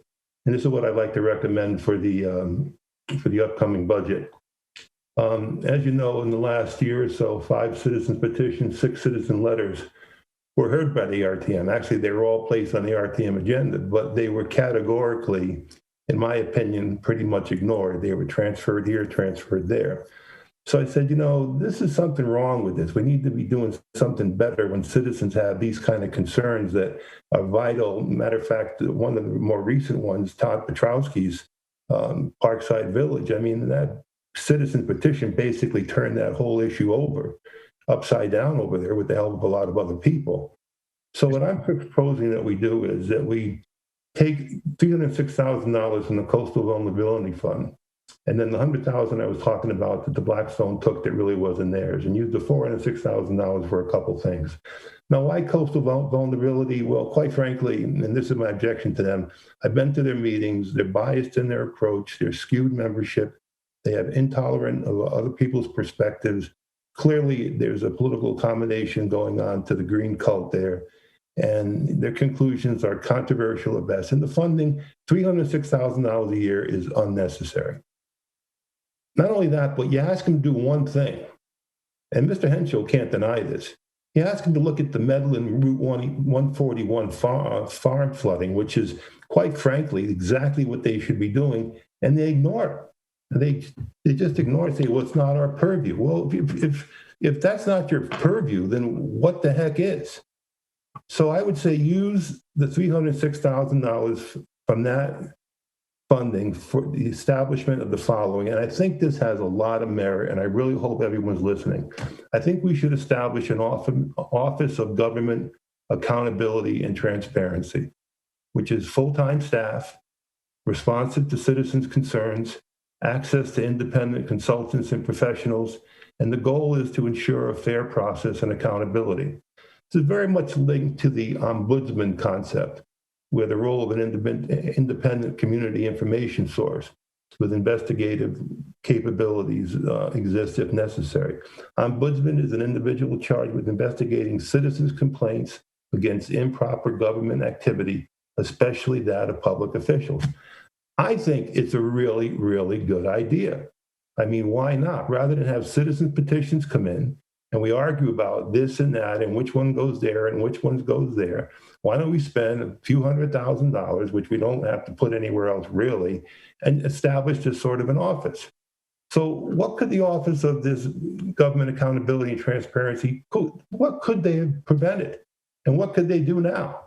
Well, in the last 20 years, and again, I don't want to get thrown out for being publicly attacking, but dishonesty and corruption in Branford government has cost taxpayers tens of millions of dollars. And I'll go right down the line, and nobody's going to argue with me because it's all valid and it's all truthful. Start with Tabor. That cost us $20 million. I won't get into it. We all should know the story. DeRoss and Bellamy, the architects of that, $20 million right there. We had vindictive taxation, costly lawsuits. That's no secret. How's this for behavior? You think that maybe an ombudsman wouldn't be able to intervene on that and say, you know, Alice, that's really no way to treat citizens. And the thing is, corruption, censorship, and civil rights abuses have characterized the past two Branford administration. So you say, okay, what are current examples? Well, the most glaring current example is the fraud that occurred in Costco, and I'm not going to go over it. You should all know it by now. With Diana Ross and Dan Shapiro and their pals over in the BCRD, and then again, simply she took the peer review and she doctored it. Now you think that an ombudsman would look at that and say, you can't be doing that stuff. That's crazy. You can't be doctoring peer reviews. And then the town was supposed to investigate. Big announcement by the first selectman. He never investigated anything. We haven't seen that in 5 years. No investigation occurred. You think an ombudsman wouldn't say, first selectman, where's the investigation you promised? The whole thing down in, Sawmill Road, Route 146, Medlands Farm. Mr. Cook, I'm going to interrupt you for 1 second here. Are you giving, is this pertaining to the budget we're dealing with tonight? $306,000 I want to see allocated towards putting up displays of all different things. Let's go. This is where the $306,000 is going to remedy these problems. So the ombudsman would step in and he would say, public officials, do your job, go down there and fix this, go down there and supply information. Same thing with the Atlantic Wharf and that whole mess over there. Ombudsman's office would say the same thing. Same thing with the community house. We can go back and forth. Was it honest? Was it not? I think it wasn't. But the truth of the matter is that Ombudsman's office, transparency and accountability would look at that and say something's wrong, something's right. Did the seniors get their say or didn't they? Go back and forth. Parkside, don't even get me started on Parkside. You think an ombudsman wouldn't care what happened to $4.5 million? We don't get any transparency and accountability from our finance director. I go up there, he looks at me, he goes, I'll take it under account. Same with the special fund. Mr. Cook, let's move on with this. I am moving on. I know you don't want to hear this, but everything I'm saying is true. Every single thing I'm saying is true. And I mean, what about the special Moderator, none of this has anything to do with the... Here they are. Special funds, you got like $100 million in special funds, and I guarantee 3/4 of the RTM doesn't have any idea what they represent. And they transfer money around like, nobody's watching because they're not. When the $6.5 million transfer occurred, they didn't even tell the RTM. Mr. Moderator. That's enough, Mr. Cook. Why? You're not, this is a presentation you're doing. It's not a presentation. I'm saying this is what you should do. This is what you should do with dealing with the budget. This is what you should do. This is what you should do. You're done. Okay. Mr. Moderator, there are two hands up. Representative Everson. This is what you should do. Representative Everson, go ahead, please. Thank you, Mr. Moderator. With regard to the Coastal Vulnerability Fund, that was not heard by Administrative Services. I believe that was heard by Ways and Means. Representative, that is correct. Point of order, Mr. Moderator. This is Representative Truhill. Go ahead. Thank you, Mr. Moderator. The Coastal Resilience... Silence a citizen like that. That's just cowardly. Mr. Cook, you're not recognized. Representative Truhill. Embarrassing you. Representative Cook. Go ahead, Representative. Okay, all right. Thank you, Mr. Moderator. Just to respond to Representative Everson's question, the Coastal Resiliency Fund of $306,000, that was heard at the Administrative Services, and that's a capital item we heard under, let me see, that was a capital request under the executive. Thank you. Yeah. All right, Representative Flanagan. Anybody else from the RTM wishing to speak to this? Yes. Yes, Mr. Moderator. Yeah. Who's it? Mr. Moderator, Representative Black, just for the record, a couple of items as far as jurisdiction. Making up my budget, I hadn't realized that the Coastal Resiliency Fund contribution was in the executive budget. So since Ways and Means had done the original transfer and setting up of the Coastal Resiliency Fund, we heard that and we did approve that at the Ways and Means Committee. I believe it was discussed perhaps briefly at Administrative Services, but I believe Chairman Alphone said it was taken off of their agenda because we had it the next night at Ways and Means. The second item, just for information, the economic development may have been discussed at Admin Services, but that's under Rules and Ordinances, and we did vote on that Rules and Ordinances. The $30,000 increase is on page 24 under economic development rather than in the executive budget. Thank you, Mr. Moderator. Representative Flanagan. Anybody else from the RTM wishing to speak to this Administrative Services budget? Anyone else from the public wishing to speak?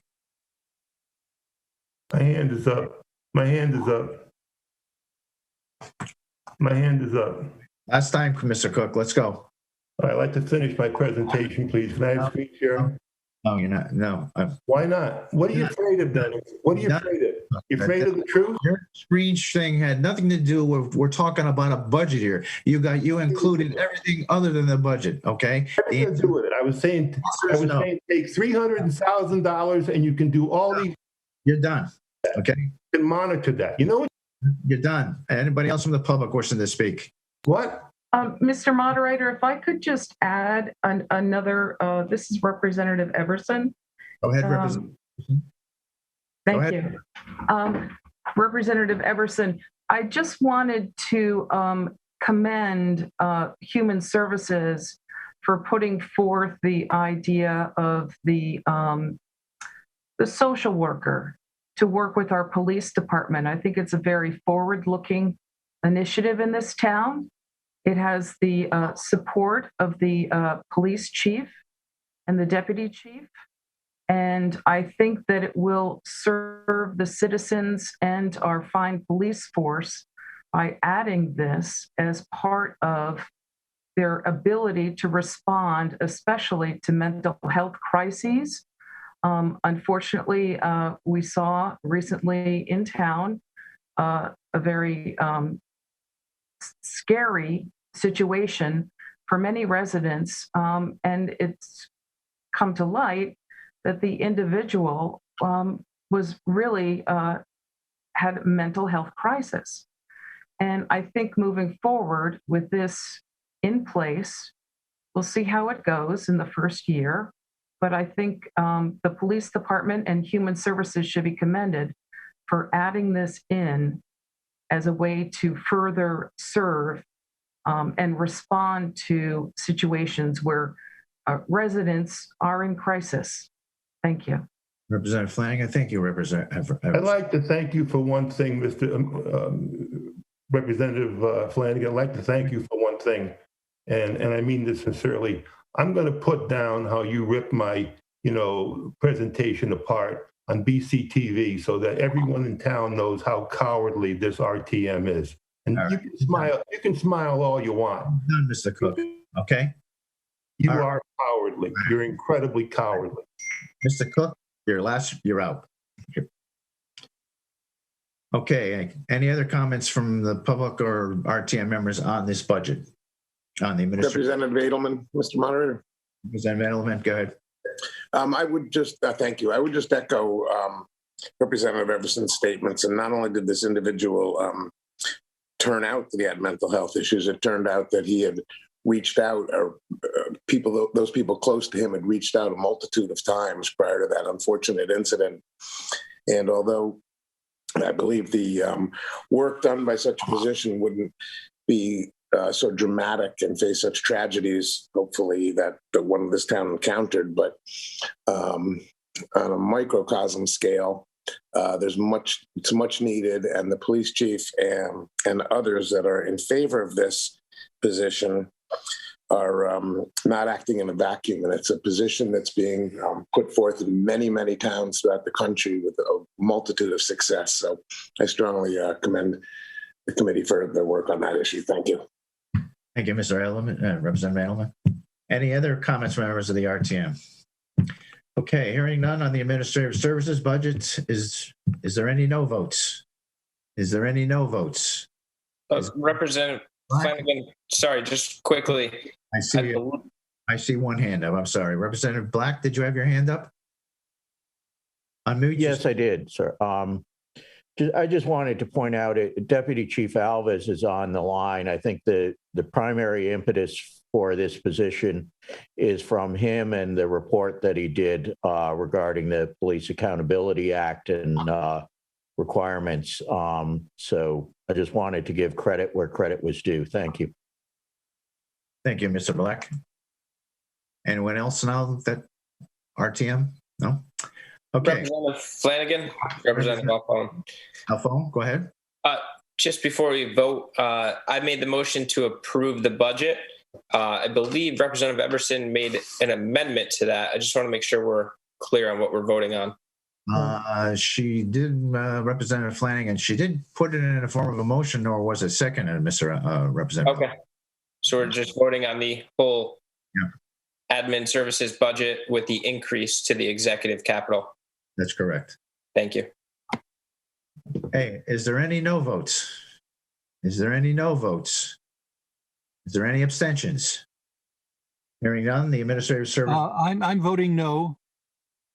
You vote no? Yes, I vote no. We have one no vote so far. Representative Please state your name, Representative. Thank you. Representative Jim Stepanek. Any other no votes? Okay. The administrative services budget passes. Okay, so if we can take a minute, is the finance director still on, so we can come up with new figures now? Mr. Finch? Yeah, this is Jim Finch, finance director. The one thing I want to mention, and again, maybe it's a little bit of inside baseball, but my recollection in speaking to folks following the committee meetings is that there was a request to increase the information technology budget and communications by $30,000. I didn't hear that, but maybe I stepped out for a second. So I think just kind of trying to close the loop on that. If there are RTM members that can just verify that for me, because moderator, this is Representative Black, and Brockett can do it. Representative Brockett, go ahead. Thank you, Mr. Moderator. Yes, to the finance director, Mr. Finch, Ways and Means took we took $30,000 out of the $100,000 that was cut from contingency and funded the IT department with that. That was put in the form of a motion by Chairman Black, and that was approved. And the body here tonight approved it as well. Okay. All right. Well, that clarified. I was thinking admin services would also vote to increase it. Okay. All right. Thank you. Representative Brockett, I think that admin services, it was perhaps an oversight when they had their administrative services committee meeting. So we picked it up at the Ways and Means committee meeting. And my recollection is that Chairman Black was going to advise Chairman Alphone as to the actions that we took at Ways and Means. Thank you. And Mr. Moderator, this is Lisa. Chairman Black, Representative Black has his hand up. Thank you. Representative Black, go ahead. Thank you, Mr. Moderator. Yeah, Representative Brockett's correct. I think all these things were discussed at Admin Services. They were a little reticent about acting on them until we'd removed the $100,000 from contingency to be able to fund this, but it was all part of my report. So there was a bit of a dual tracking or duplication of effort between us and administrative services, but it's certainly the intent to put the 30,000 into voice over internet protocol communications for IT, as well as the $26,000 into the electric car and the charger. Thank you. Okay, Representative Flanagan here. So Jim Finch, their Finance Director, would you please give us this, you need a few minutes to come up with the figures, the new figures for the education and the town department's total budget?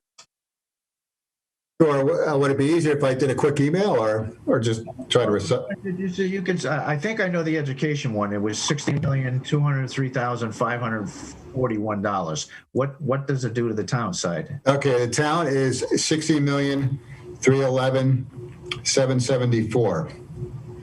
Okay, for a total of $120,515,315. Okay, thank you very much. Yep. So at this point, we will need a motion to approve the budget with all the changes in there for a total of $120,515,315. Is there a motion to approve that? Representative Flanagan, this is Representative Conklin. I would move to accept that budget.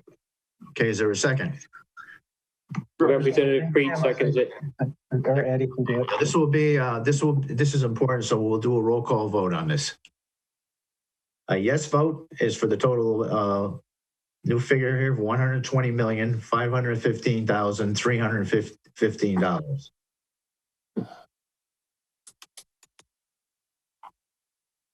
A yes vote is you're for it, and a no vote, you're against it.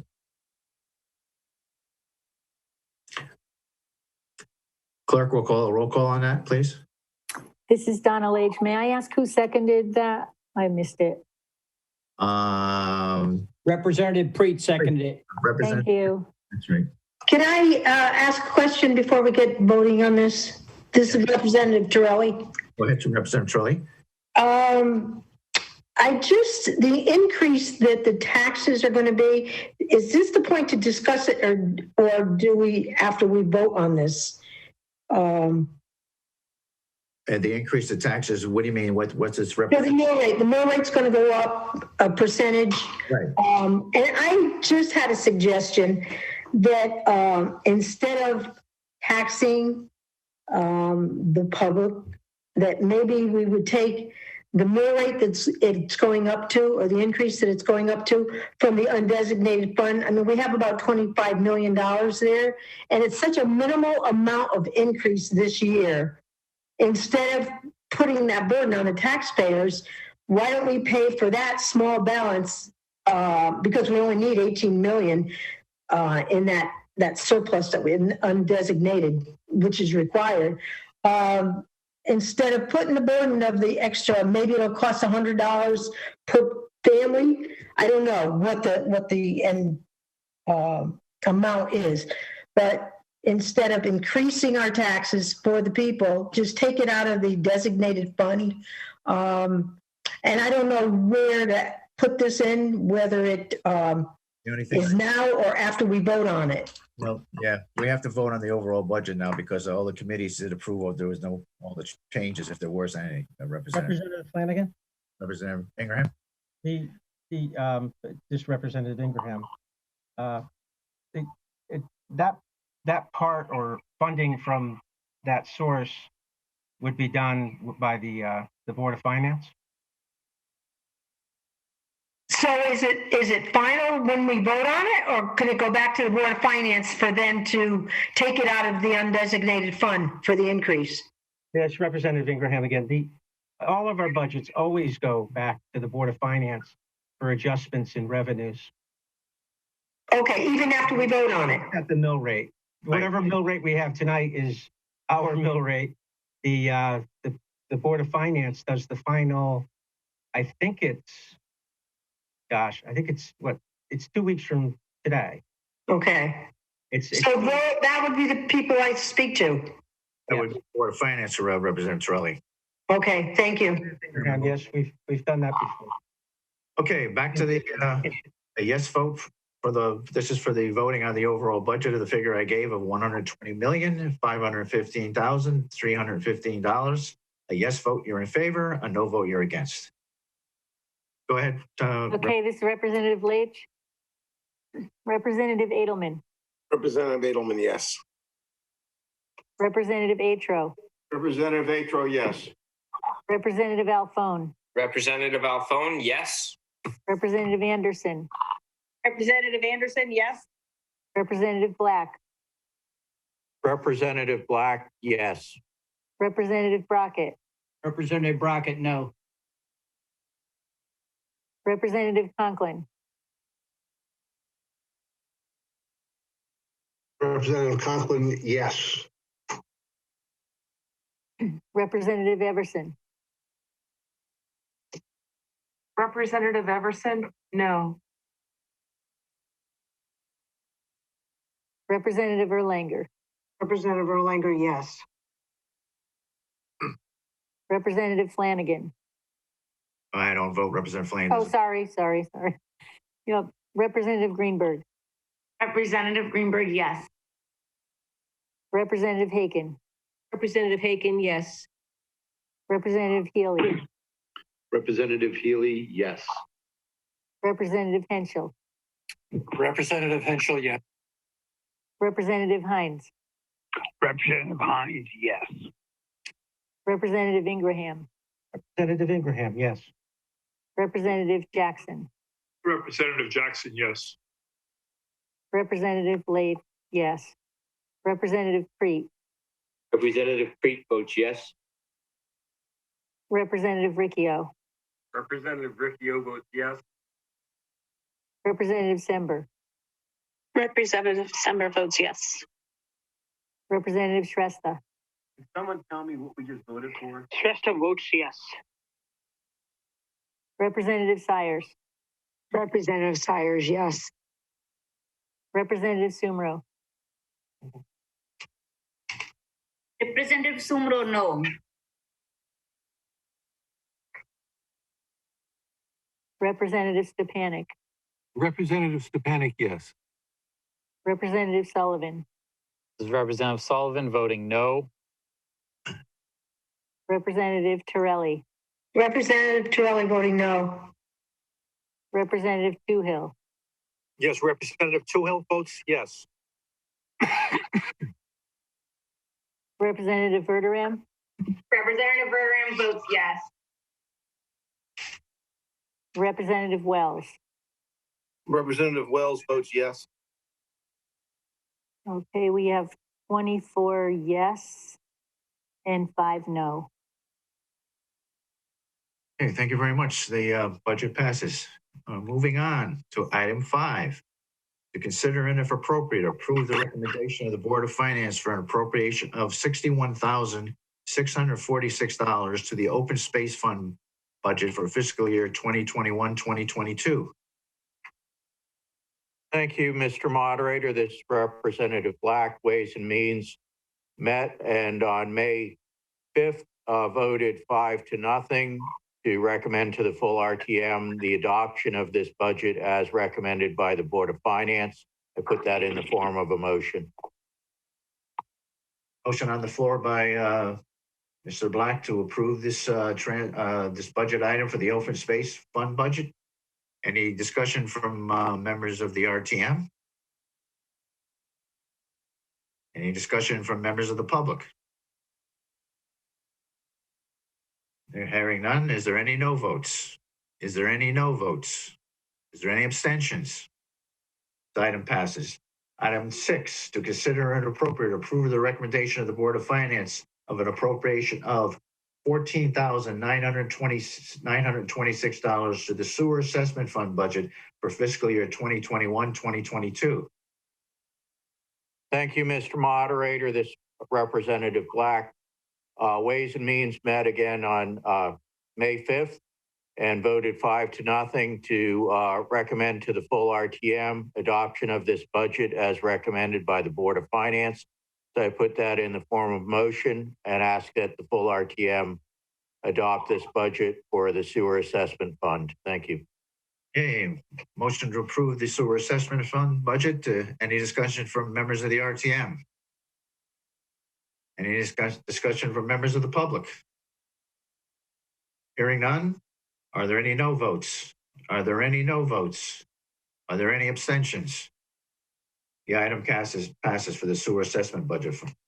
Item 7, to consider and if appropriate, approve the recommendation of the Board of Finance an appropriation of $76,000 to the BOE Shoreline Adult Education Enrichment Fund balance for fiscal year 2021-2022. Representative Preet. Thank you, Mr. Moderator. This is Representative Preet. The RTM Education Committee met remotely on Monday, May 3rd, and we voted unanimously 5-1 to approve this budget for the Adult Education Enrichment Fund. And I just want to remind the members of the RTM, this is a self-funding budget, so there's no cost to the taxpayers. And I put that in the form of a motion. A motion on the floor to approve the BOE Shoreline Adult Education Fund budget. Any discussion from members of the RTM? Any discussion from members of the public?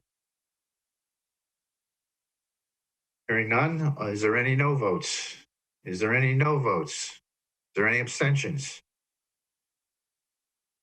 Okay, the Adult Education Enrichment Fund budget passes. Moving on to item 8, to consider and appropriate, approve the recommendation of the Board of Finance on appropriation of $485,766 to the BOE School Age Child Care Fund budget for fiscal year 2021-2022. Representative Preet. Thank you, Mr. Moderator. This is Representative Preet. Again, the RTM Education Committee met remotely on Monday, May 3rd, and we voted unanimously 5-0 to approve this budget as it was presented by the Board of Finance. Again, as a reminder, the school-age child care is also a self-funding budget, and I put that in the form of a motion. Motion on the floor to approve the school-age child care fund budget. Is there any discussion from members of the RTM? Any discussion from members of the public? Hearing none. Is there any no votes? Is there any no votes? Is there any abstentions? School age child care fund budget passes. Moving on to item 9, to consider and if appropriate, approve the recommendation of the Board of Finance of an appropriation of $4,574,073 to the wastewater treatment plan budget for fiscal year 2021-2022. Thank you, Mr. Moderator. This Representative Black.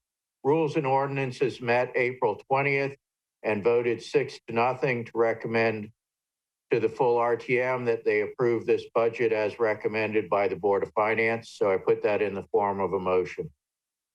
Motion on the floor to approve the wastewater treatment budget. Is there any discussion from members of the RTM? Any discussion from members of the public? Hearing none. Is there any no votes? Is there any no votes? Is there any abstentions?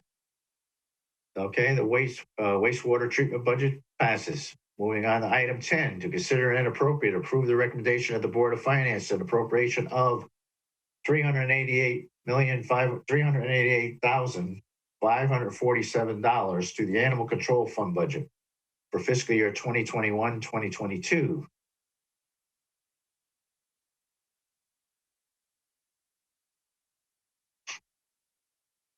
I think that's Representative Conklin. Yeah, I'm sorry. Yes, this is Representative Conklin. The Public Services Committee, as we met on April 22nd, considered this budget and approved it 6-0 as recommended by the Board of Finance. and I would put that into form of a motion. A motion on the floor to approve the Animal Control Fund budget. Is there any discussion from members of the RTM? Any discussion from the public? Hearing none. Is there any no votes? Is there any no votes? Is there any abstentions? Hearing none, the Animal Control Fund budget year passes. Moving on to item 11, to consider and approve the recommendation of the Board of Finance for an appropriation of $1,691,214 to the Human Services Special Revenue Fund budget for fiscal year 2021-2022. Thank you, Mr. Moderator. Admin services met on May 5th, and we approved the dollar amount of $214,000. This dollar amount also includes $550,000 of revenues brought in by the Human Services Department. I would put that in the form of a motion. Okay, I just want to make sure now on your motion that it's a $1,691,214, correct? Correct. Okay. Yes, it's the amount that we just approved in the admin services budget, plus the fees and services, the revenues generated by the Human Services Department. Okay, any discussion from members of the RTM? Any discussion from the public? Hearing none, is there any no votes? Is there any no votes? Any abstentions? Hearing none, the item passes. Moving on to item 12, to consider and if appropriate, approve the recommendation of the Board of Finance of an appropriation of $369,000 lease fund budget for fiscal year 2021-2022. Thank you, Mr. Moderator. This is Representative Black. Ways and Means met May 5th and voted 5-0 to recommend approval of the lease fund budget to the full RTM as recommended by the Board of Finance. So I put that in the form of a motion. Motion on the floor to approve the lease fund budget. Is there any discussion from members of the RTM? Any discussion from members of the public? Hearing none. Oh, is there any no votes? Is there any no votes? Is there any abstentions? The item passes. Item number 13, to consider and if appropriate, approve a recommendation of the Board of Finance to the RTM with the exception of the first selectman who has elected to take a zero increase. Salaries for the following elected officials increased by 2% for each of their 2-year terms of office. Second selectman, third selectman, treasurer, Board of Assessment Appeals, RTM moderator, RTM clerks, and Board of Finance clerk. Representative Alphone. Thank you, Mr. Moderator. These were all included as part of the admin services budget. They were all approved by the full RTM a couple minutes ago.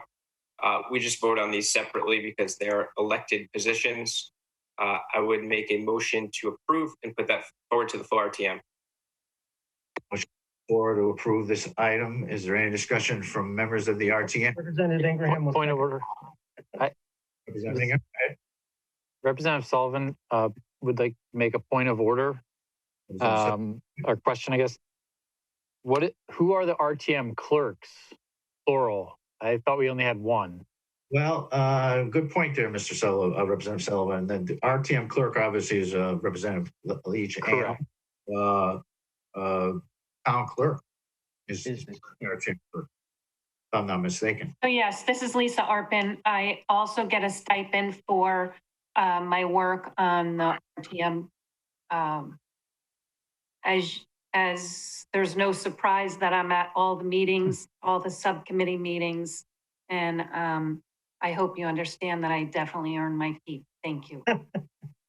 This is Representative Sullivan. I just wanted to clarify. I'm not arguing that point at all, Clerk Arpin. I just wasn't aware that you got a stipend as the RTM clerk as well. So thank you. Okay, any further discussion from members of the RTM? Any discussion from the public? Hearing none. Is there any no votes? Is there Richard Atro has a hand up. Who? I have my hand up. Representative Atro, go ahead. I just want to make a comment on this item and make it the public. Maybe they might have missed it in the wording, but our first selectman has not taken a raise, and he hasn't taken a raise for as long as I can remember on budgets, and maybe he's never taken a raise. And I want to thank him personally because he truly puts in a lot of work. And there's not too many people that put a lot of work in and year out and don't take the raises. So it's more of a love and dedication to the town that he's doing it than doing it for a financial gain. So I think the public should be aware of that if they missed it in the statement. Okay. So we're ready to vote on this, or are there any no votes? Are there any no votes? Are there any abstentions? Okay, the item passes. Item 14, to consider and if appropriate, approve the recommendation of the Board of Finance through the RTM that the salaries for the following elected officials increase by 2% for each of their 2-year term in office: town clerk and tax collector. Representative Alphone. Thank you, Mr. Moderator. Again, admin services met on May 4th, and we did approve these budgets.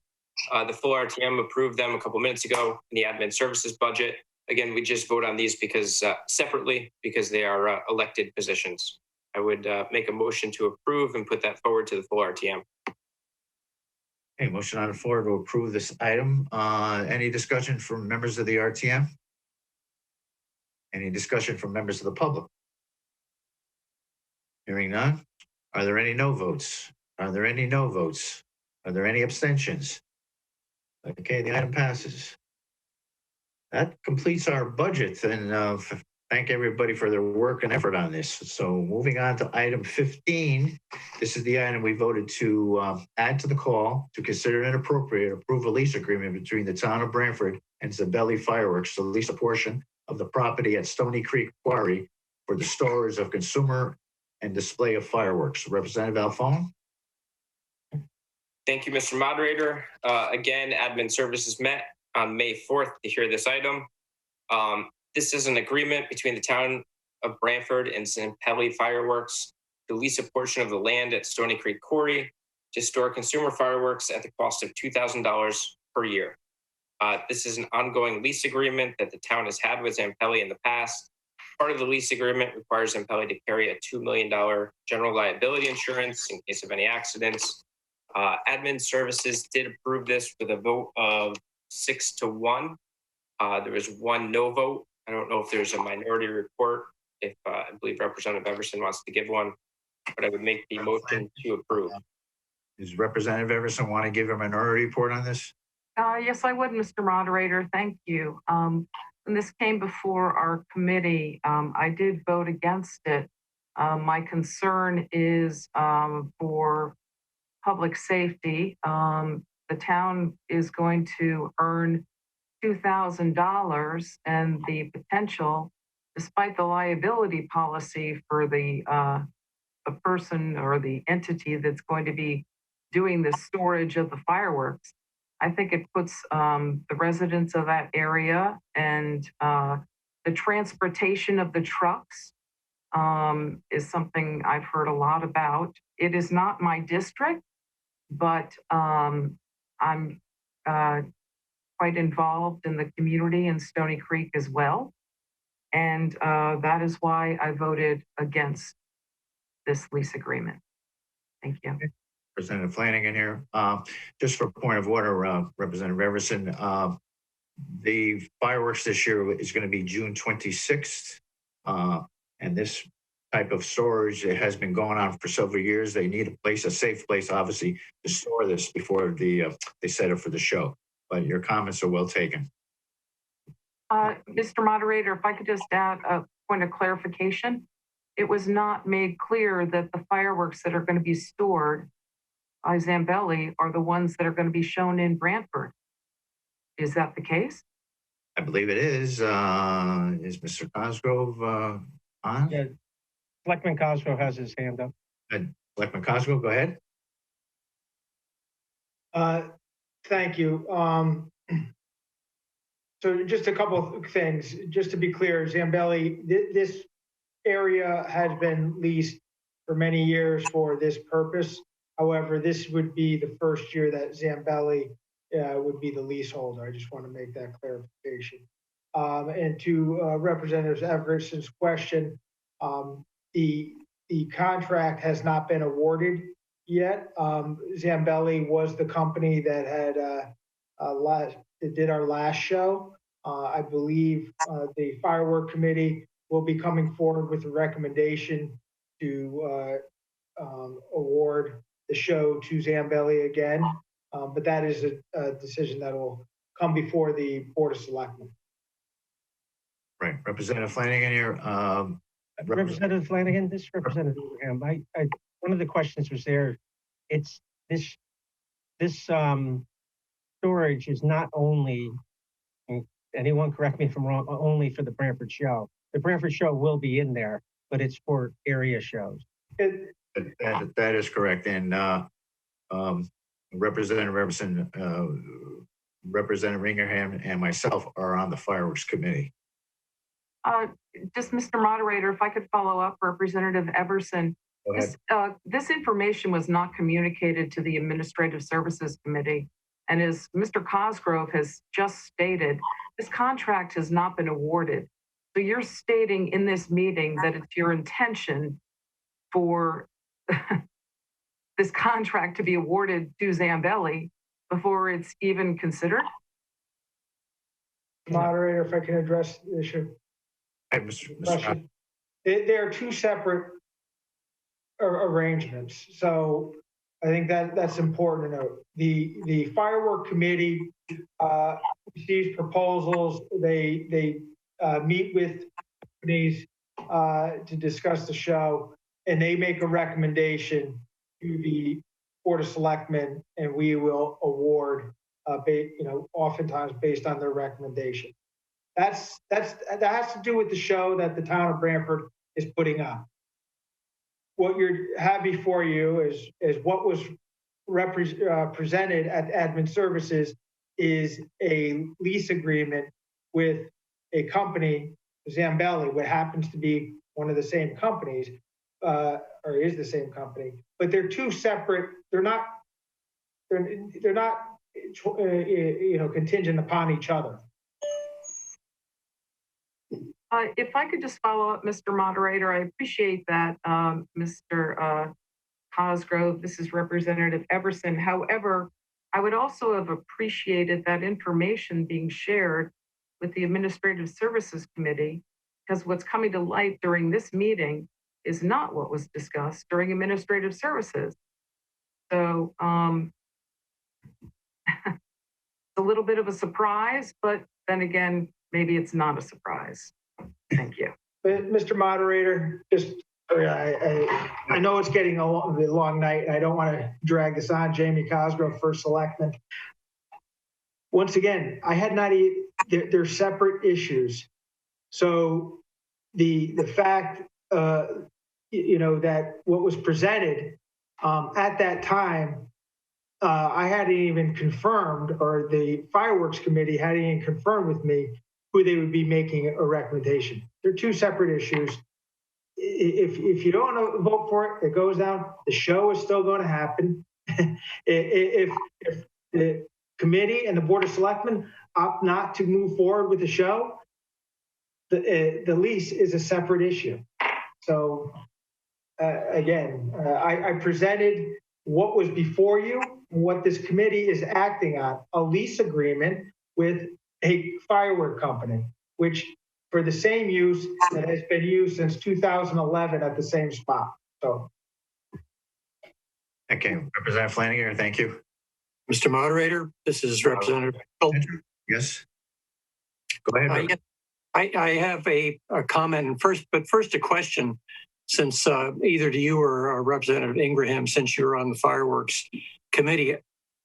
Would I be correct in presuming that the company has made a proposal to you for the fireworks display this year, and that there's no contingency between the pricing of that contract and a concurrent lease with the town for the storage facility? So first, if you could answer that first, then I'd like to make a comment. Moderator, this is Representative Ingraham. Representative Ingraham. Representative Henschel, you're correct. The request for bids or request for shows is a set amount. So we don't ask when we do fireworks shows, we don't go out and say, you know, what's a bid for a show. You really have to tell them what kind of show that you want. So what we've done, and every year that I've been on, is we set a dollar amount, which is $24,000. So no matter what company was coming in, they would give us a proposal of shows that they could give for the amount that we set as our budget. So my question is that already been established? Yes. In other words, will that change if we don't award the contract for the storage facility? This Representative Ingraham, absolutely not. Absolutely. Okay, well, my second point I'd like to make, I'm going to be voting against this. I think it's a small matter, but in fairness to my district, I have had quite a bit of comment from people in the second district about the possibility of increased traffic on 146 due to this particular lease. I'm not sure whether that will in fact be the case or not. And hopefully we can use, if this is awarded, we can use this year to monitor whether or not there is any impact on traffic in the neighborhood due to the lease. But the other reason I'm going to be voting against it is that since it was the neighborhood was aware of this action, but was not aware of the fact that it was going to be on the agenda tonight because it was not posted. I think there were people that would have had the intention of speaking at the RTM meeting when we were, looking at this lease proposal, who have not therefore been given the opportunity to speak. So I'll be voting against it for those reasons. All right, Representative Flanagan. The reason it was added to the call tonight, Representative Henschel, is because our next scheduled RTM meeting is not until June 10th, and the fireworks is scheduled to go June 26th, and it's going to be held at Foot Park. Mr. Moderator, point of order. Go ahead, Representative Bracken. Yeah, what relevance is the fireworks to the lease? I thought I just heard the first selectman say there's no relevance between the two. Well, but if Zambella happens to be, just happens. Mr. Moderator. Okay. Mr. Moderator, can I just? Yes, go ahead, Mr. First Selectman Jamie Cosgrove, you're right. There is no relevance. They're separate issues. The thing is, I had asked for this to be put on the agenda because as things began to open up, the company expressed interest in leasing that spot. And it was time sensitive in terms of missing the season, as explained during the admin services. And as you can all imagine, this is a very short window of time where it's actually being used. Primarily the 4th of July week, maybe some shows, as Branford has theirs before that, and maybe a show or two in August. After that, that's the end of the season. So that's the reason why they're not connected. Thank you. Any other comments from members of the RTM? I got a comment, Representative Atro. So what we're saying is the only benefit for the town of this is to collect $2,000 to lease an area to store fireworks for this company to set off wherever they get contracts for. And if we do not allow them to lease it, they will have to find another place to store it. And I understand that correctly? Correct. Okay, so I'm not going to support this either. I don't think the town needs $2,000 that bad, and I don't represent this district. However, I don't see putting the area in as crazy as things are today, nothing would probably happen, but for $2,000, it's not worth any risk at all. I mean, why do it? In the scope of the budget, 2,000 is nothing. It's not like a big revenue source for the town. And there's no real benefit to the town except for getting $2,000. So I'm going to vote against it. Okay, any other discussion from members of the RTM? Representative Black has his hand up. Representative Black? Thank you, Mr. Moderator. As First Selectman Cosgrove mentioned, this contract is new. We've been doing this for many years. I remember Uncle Ross coming to us with it. So I don't think there'll be any increase in traffic. I suppose if we turned it down, there might be a decrease in traffic. The whole idea was that we had explosives stored at the quarry anyway for quarry operations.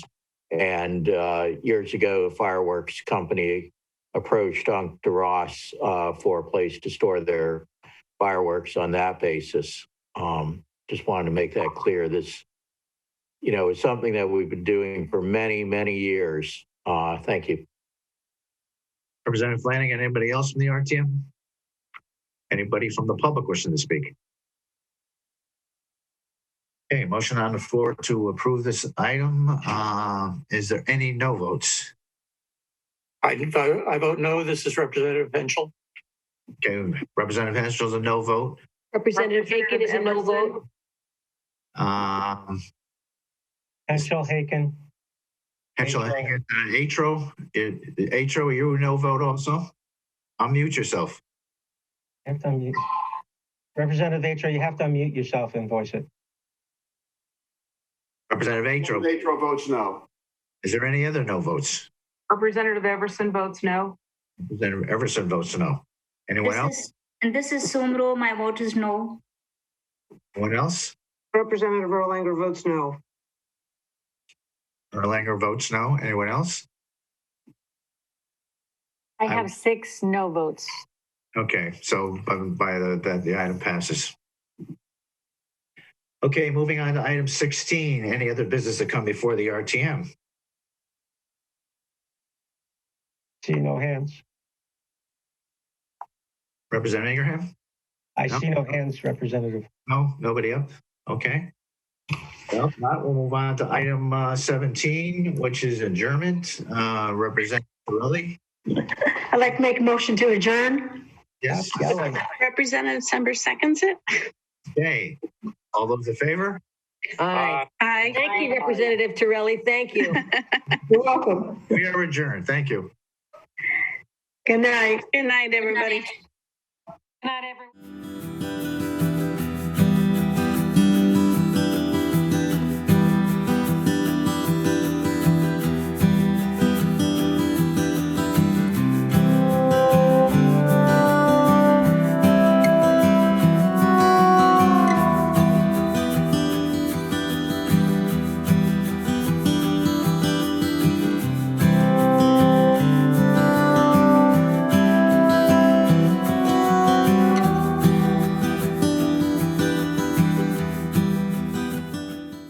This program was brought to you in part through the support of the Town of Branford.